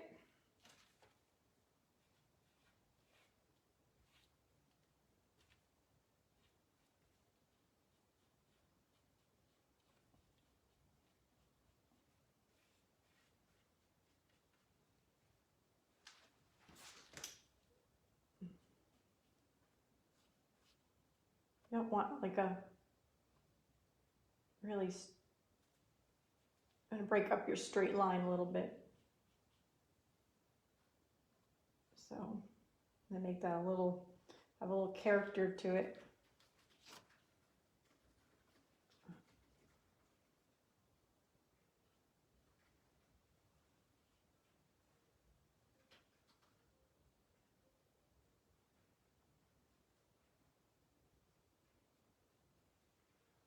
Okay.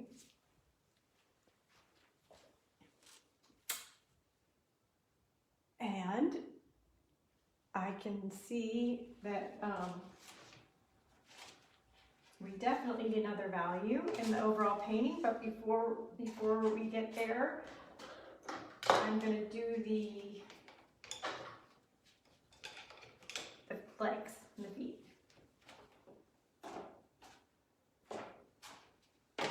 Right, so what did this tell me by doing this foreground? This told me that I need another value in my chick. it's too similar, right? We got a very dark value here. We have another value, a medium, and while this is a lighter value, it's not light enough. We need a little bit more pop so that it can differentiate between everything else.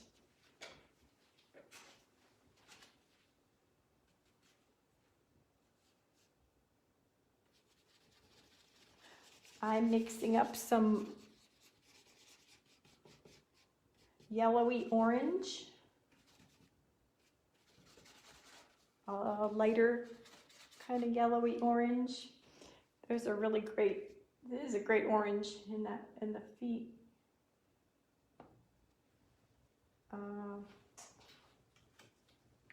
I tried to do it with the colors that I had mixed out already, but they're kind of dry, so I'm gonna squirt some more out.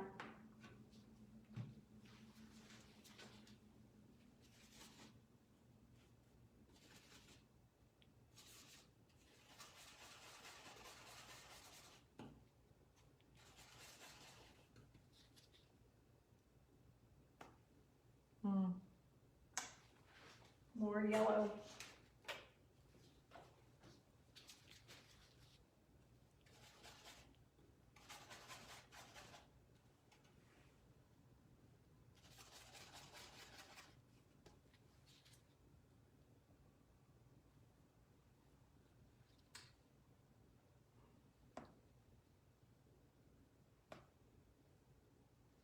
Maybe more yellow.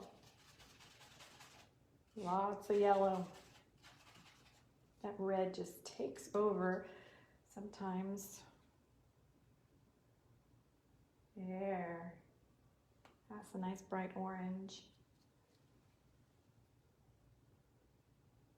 Okay.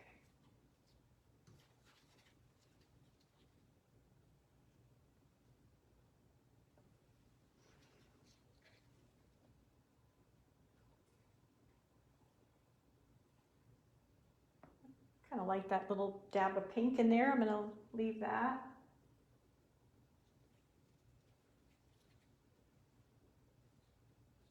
And definitely we'll come back with a couple little highlights down here. But that's not bad for now. Let's make the leg go all the way up. There, that works. And look, this is the part where you can start to get a little fun with some of these bits poking out.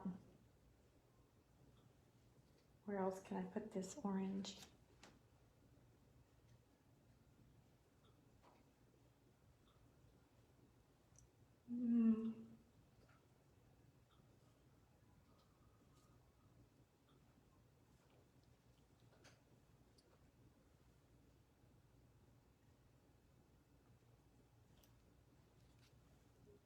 Remember what I said about at the end here, be able to really put in a few little finer details. But you don't want to put too many, right? You don't want to go crazy with all the details. Just a few sometimes is enough to give an impression of what's going on without being too much.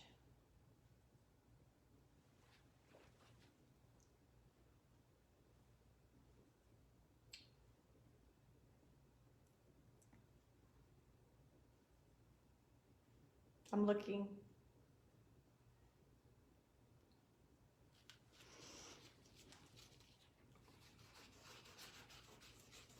I'm kind of going into that pink color.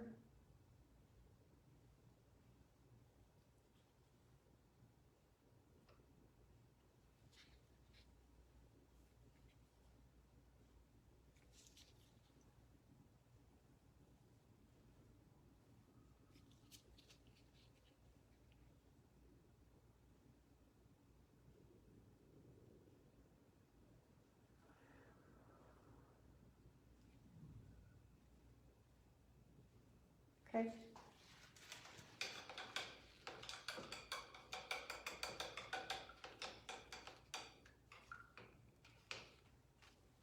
I'm going back to remember that green that I had. That first green that we mixed there, which was yellow with a little bit of ultramarine.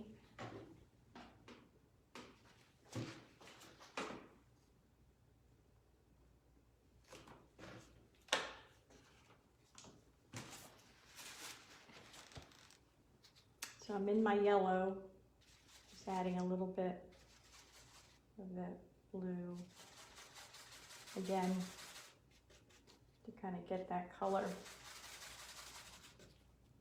because I kind of lost some of this pretty highlight over the bird's eye.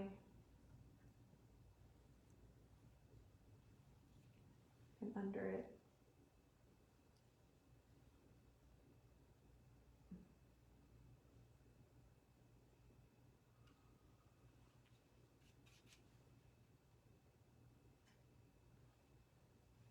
And there's a nice little highlight here too.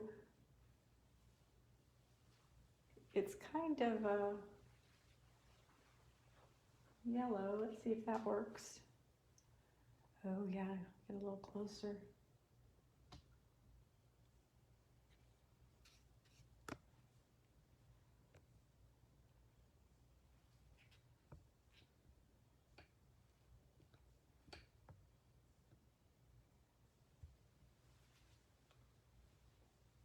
Okay. Oh, all right.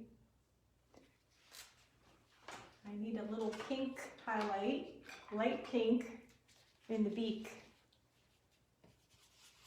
So I'm just sticking some white into my pink color to make a very light pink.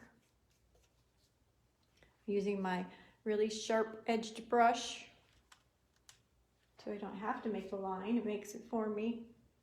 Right over the dark area of the middle beak.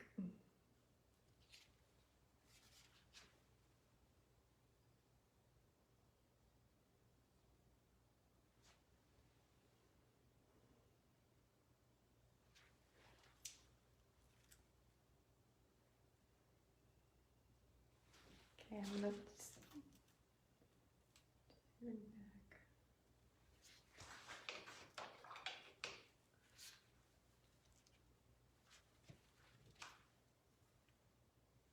I don't think the legs are dry yet to go back into them.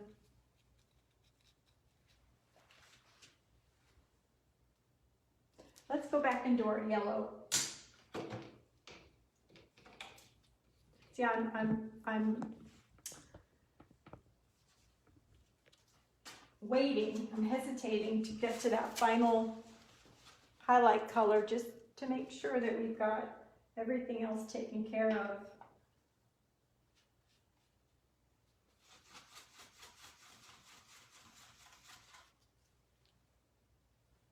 Oops.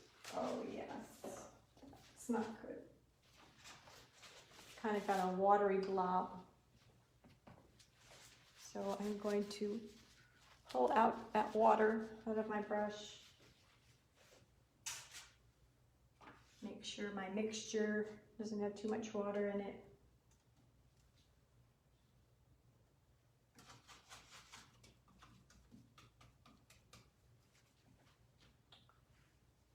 See if it'll let me go there again. Okay. Okay. Here we've got some, I need a little background filled in there.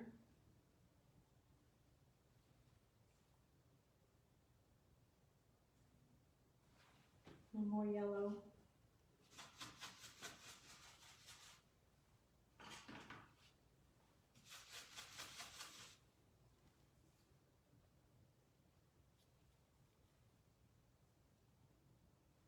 Now I can make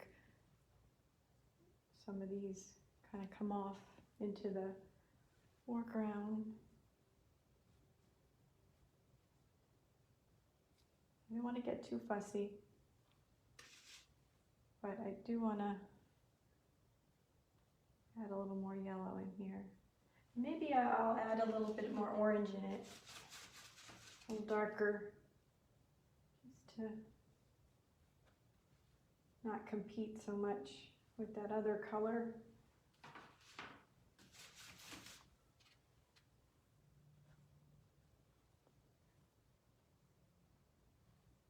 Yeah, definitely. So you need that color break there.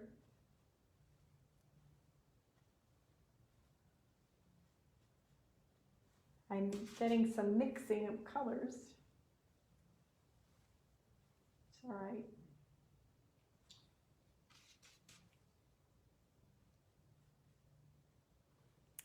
Now, I'm going to go into, now I need a little more orange in it. Make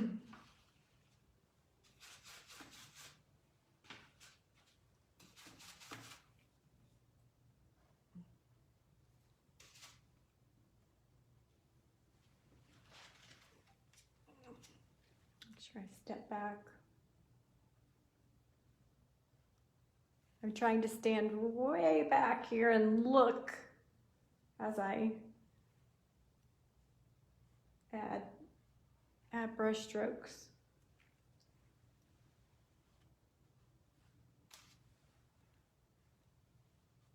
Oops, yeah, I didn't really need that, did I? No.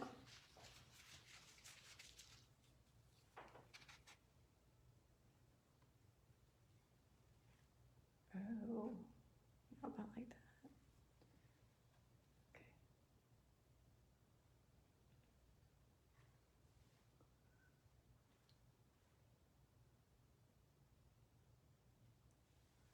Okay, this is an interesting part that I'm noticing here is that I've got a lot of that pink peeking through in some areas that probably shouldn't be. And it's at this point that I can go back in, look with my background color here and really take notice of that and maybe get rid of some of it.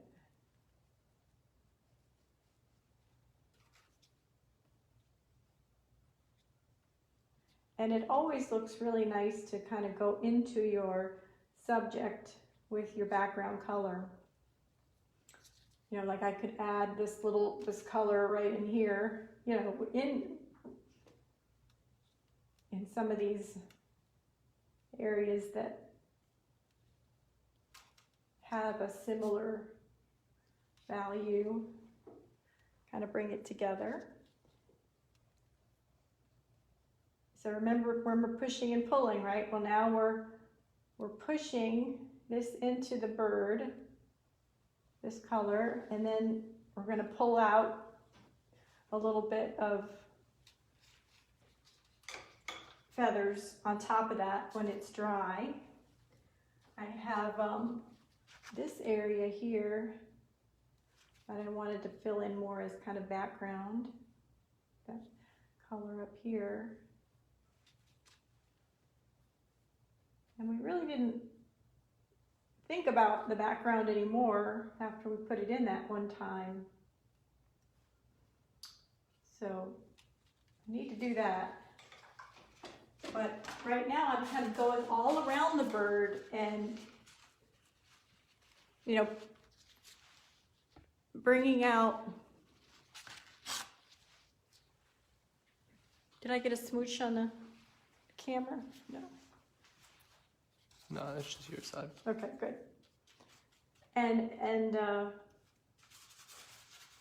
filling in, like I like a little bit of that pink showing through, but it should be more background in there than pink, you know. There.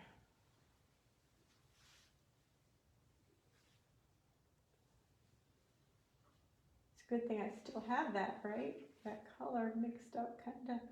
There, that helped a little bit too. It took off that big round blue-ish part on the tip and made it a little bit more subtle highlight.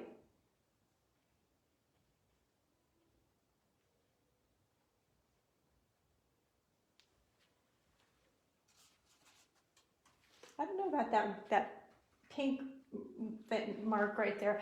I kind of like it. I think I'm going to leave it.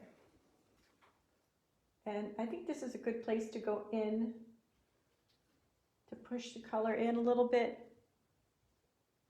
Right there. We could always add another little something on top of it.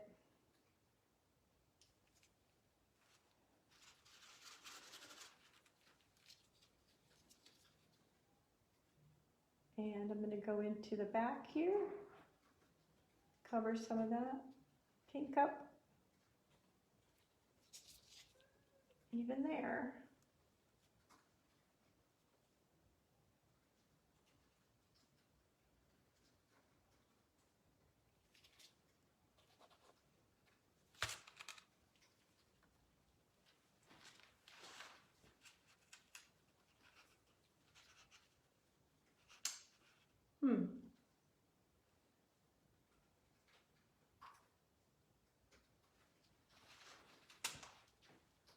I think that my inclination was right yesterday about that darker background, so now I'm going to take my big brush and mix up a little bit more of that blue, which was really just the ultramarine blue with white and just a little bit of magenta, and go back into that. Brett has an interesting question. Okay. Yeah. Do you ever add colors from the subject into the background? Oh yeah, for sure. Like some orange, like blobs in the back there would be very pretty. So let's think about doing that after we put in more of the dark. We'll just have a wee bit of that pink popping through, and see, I like that because, like you were saying, Brett, that we've got that pink background in here, and you kind of can see it running through the back too, a little bit.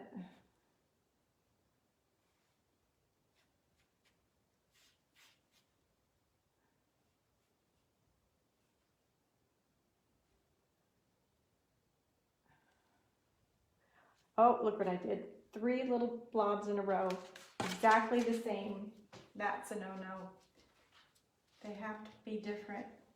So I'm trying to pick up some fresh paper towel, and actually it started to run, so it made itself look a little different. I'm going to connect these so that it's not too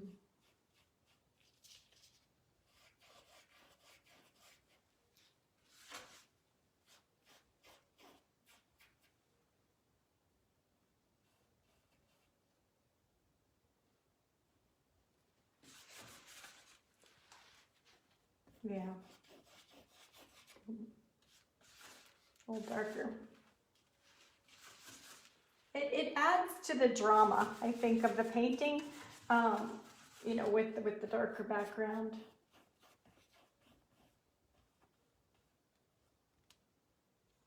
We'll see our little chick just pop right off. But see, look, now I'm getting a problem of painting around. So what I'm going to do is kind of paint around, not so carefully, and then I'm going to have to go back in and pull out some of those feathers again, right? Because it looks too too round right now, too perfect. It's not, that's not how it really is.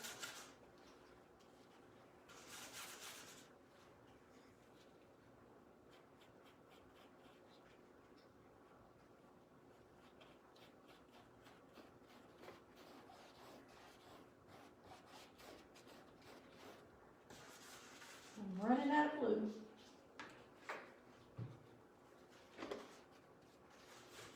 Oh my goodness, look at what time it is. I thought I would be quicker today. Do you mind? Do you mind that it's taking so long? I'm no Bob Ross. You had some long ones too. No, he's for a half hour. All of them? All of them. He painted for 11 seasons, and he painted over 400 shows. Can you imagine?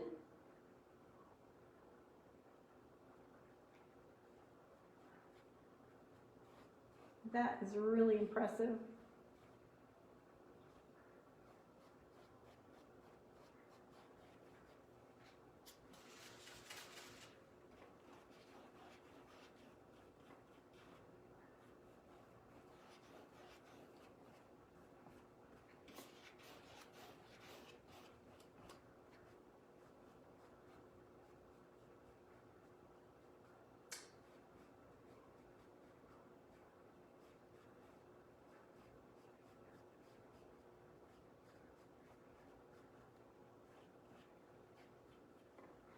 All right, so let's, I'm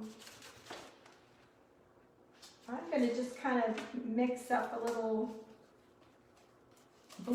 the blue that's on my brush and stick it into my yellow a little bit, and then I'm going to just kind of put a few little highlights of something that might be back there, which kind of is good because, you know, you've got all these beautiful brush marks in the chick, right? And so you kind of want to have something going on in the background with similar marks. And this is really too blue right here, so I'm going into it a little bit.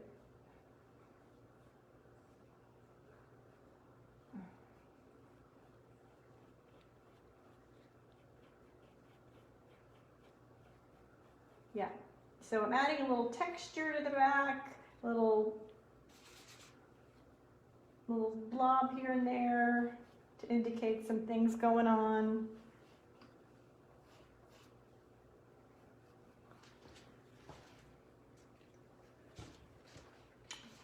And why don't we put a little orange back there?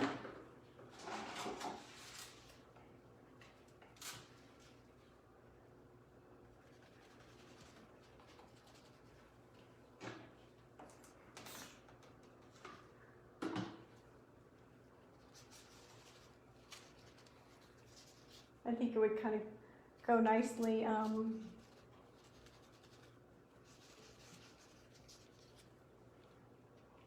where we already have the red.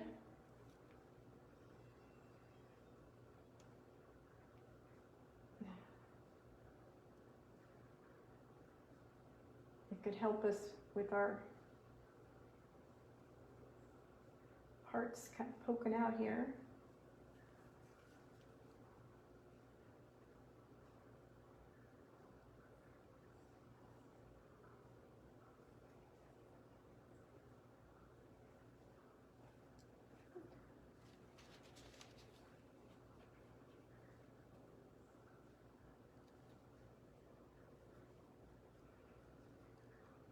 Just kind of playing.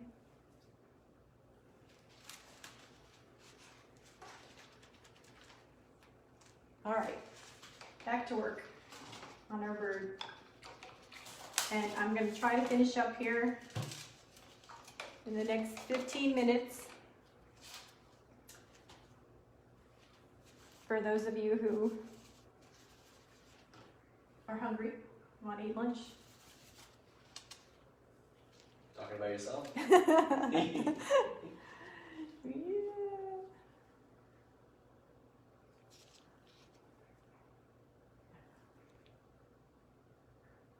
I kind of don't like that blue there.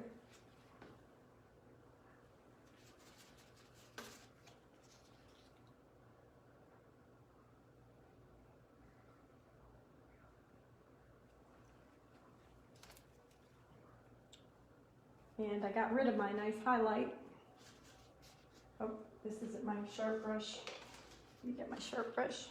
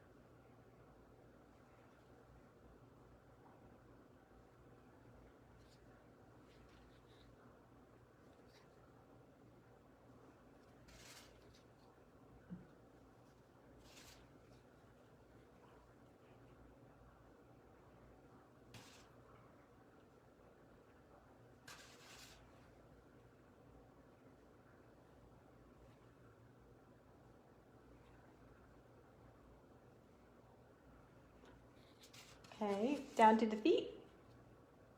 A little highlight. It looks like the back area has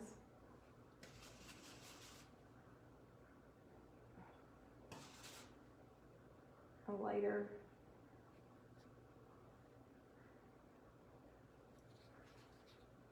Yeah.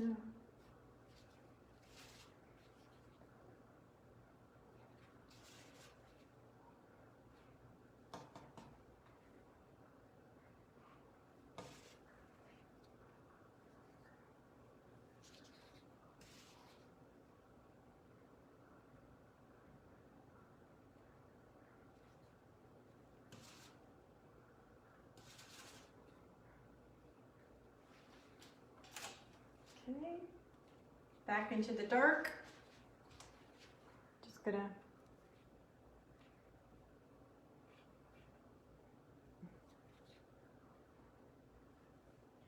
go into my dark a little bit. It's a big toe. It is kind of a big toe.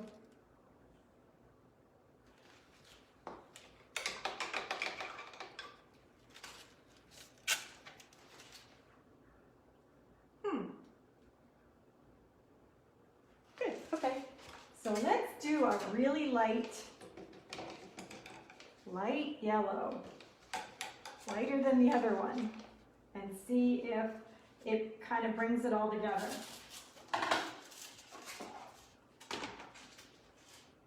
So I'm getting some clean white. I don't need much of this, again, about a tablespoon. And putting a little of my bright yellow into it. Clean brush, take out the water.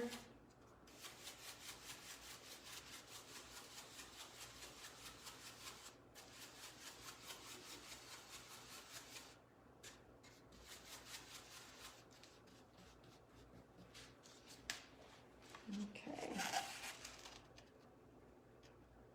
So I'm really looking at the black and white here, not looking at the color, because you look at that black and white and you see all those little just feathers just popping right along those edges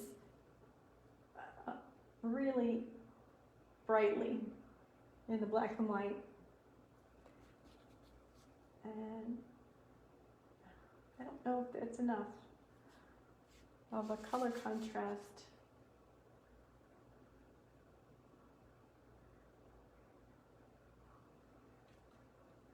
I'm just gonna go with it.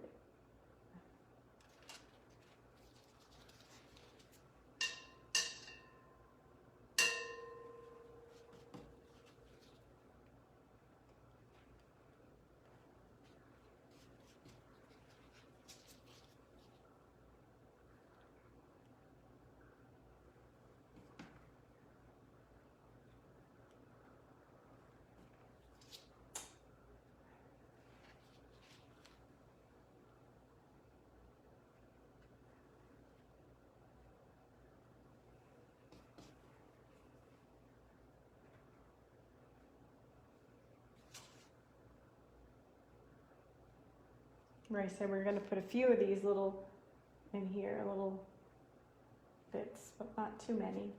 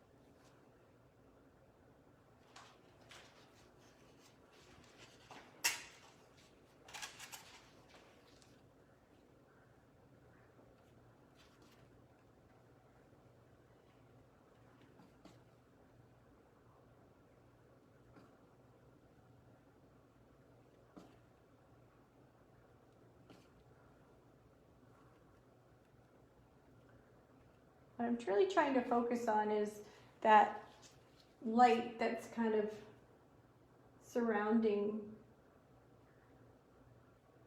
the bird from the background. And I think I need to go back into here a little with some darks, and maybe I lost some in there.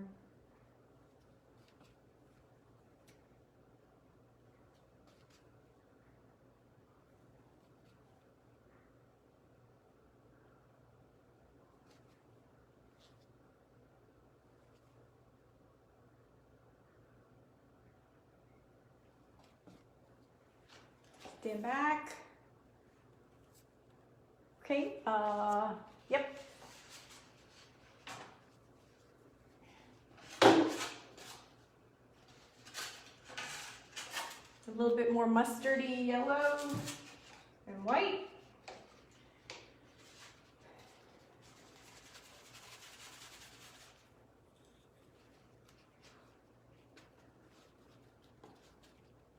Maybe I'm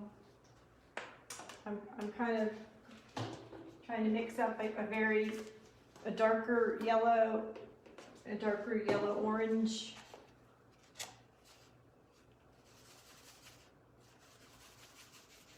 Right, to go back in and pull out some things that I've lost back here.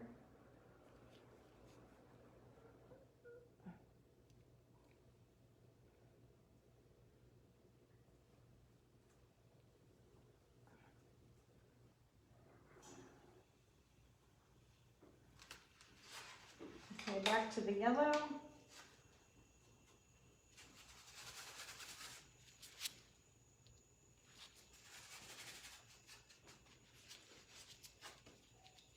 Because I'm going to do something a little drastic now. And because I feel that maybe it's not yellow enough. And maybe you're thinking that too. So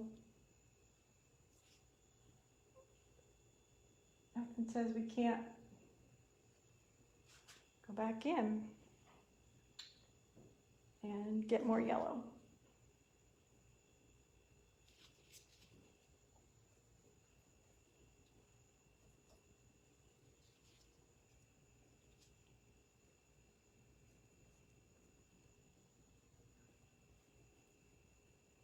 There we go. You see how it just doesn't come together until the very end, at least often for me. And I think that's okay. That's an okay thing. It makes you a little nervous, right? Because you wonder, oh, is it gonna work?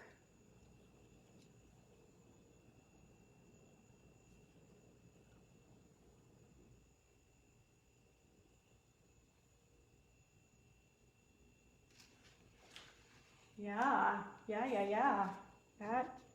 That's working. Got our yellow chick. It's turning yellow. This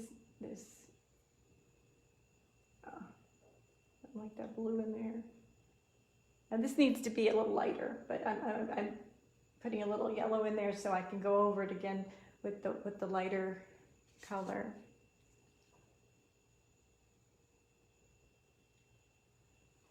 Oh yeah, that's good.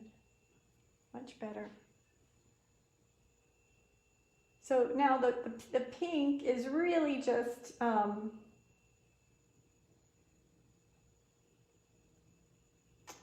really secondary.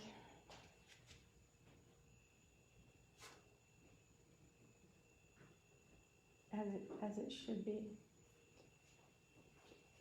It's doing what it needs to and providing a nice underglow and warmth. And I still kind of like that little bit in there.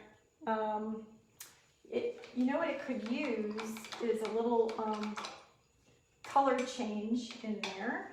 it could use a little orange. So I'm just gonna break it up a little, stick a little orange in there.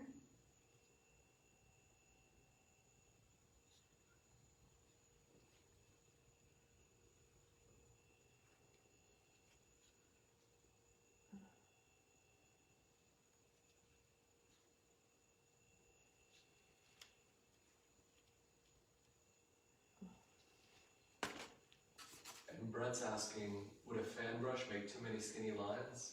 You know, I've not used a fan brush very much, but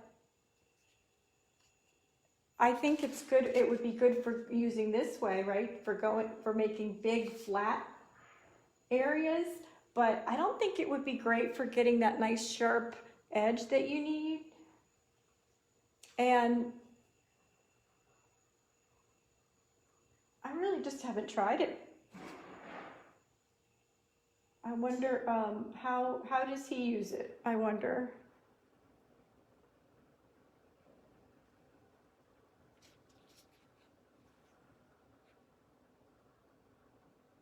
You mean how does Brett use it? Yeah, yeah.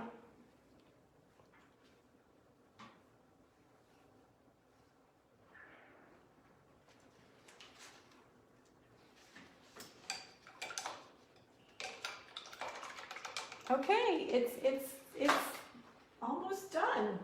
I mean, I could keep working on it, right? You could always just keep going for a long time, and but that's the age-old question: is when to stop. And you want to stop when it feels right, obviously, and it's starting to feel right. So I don't want to do too much more. I mean, I could just keep going, right? And make it a lot more fussy. Oh, but I did want to go back over this and make it lighter, and I think I'm done. But if you have any questions right now about certain areas, let me know. Maybe you see something that I don't that needs help. I'm going to mix up that last lightest color, and then we will wrap it up. I think I'm going to use my big brush.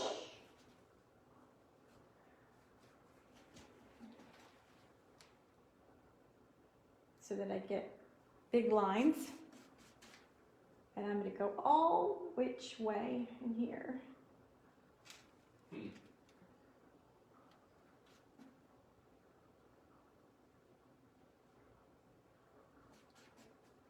Okay.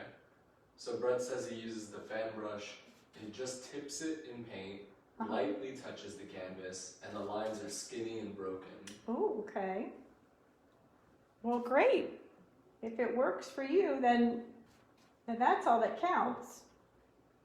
I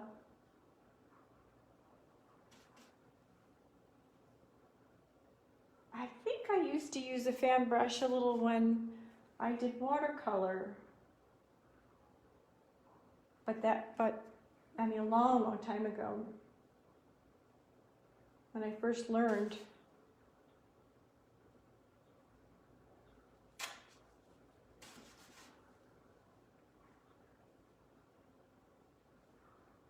It's kind of mixing, but it's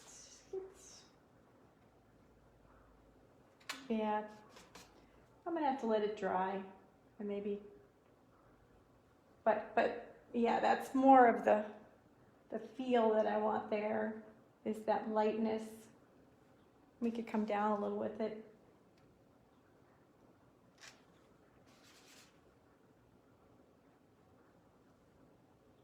And I think that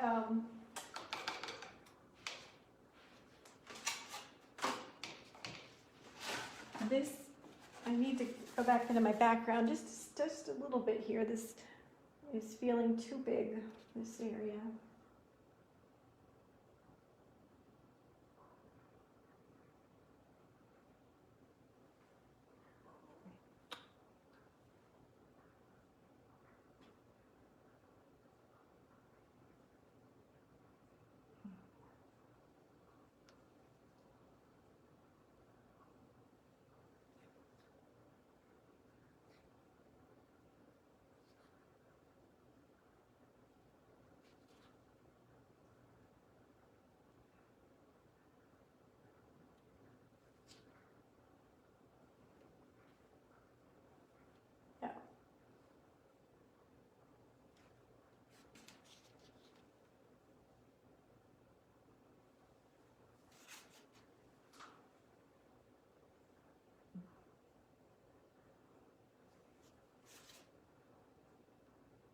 I really like going back in, as you could tell, with the background color into the subject.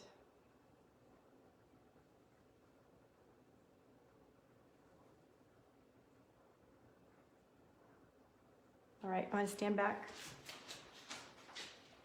Yay. Cute, cute. Maybe another highlight, and still that the feet aren't, gosh, I had trouble with the feet last week, didn't I? I'm gonna work on the feet more, and I'm going to wait till that dries and add a little bit more of the lighter bits in there. But other than that, I think it's about done. When I finish it, I will post it and tell you what I did to, what other things I did to change it. So here's a little close-up.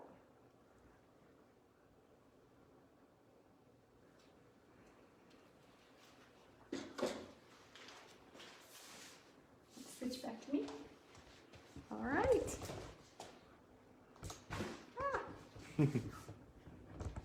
Great job, everyone. Please send me your chicks this week so I can see what a wonderful job you did. And find me on Instagram.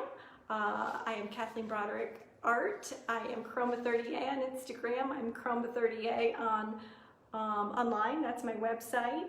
And thank you again for joining me today. And it's really nice that we can be together here while we're all at home. Please stay well, stay creative, and I will see you next time. Thank you.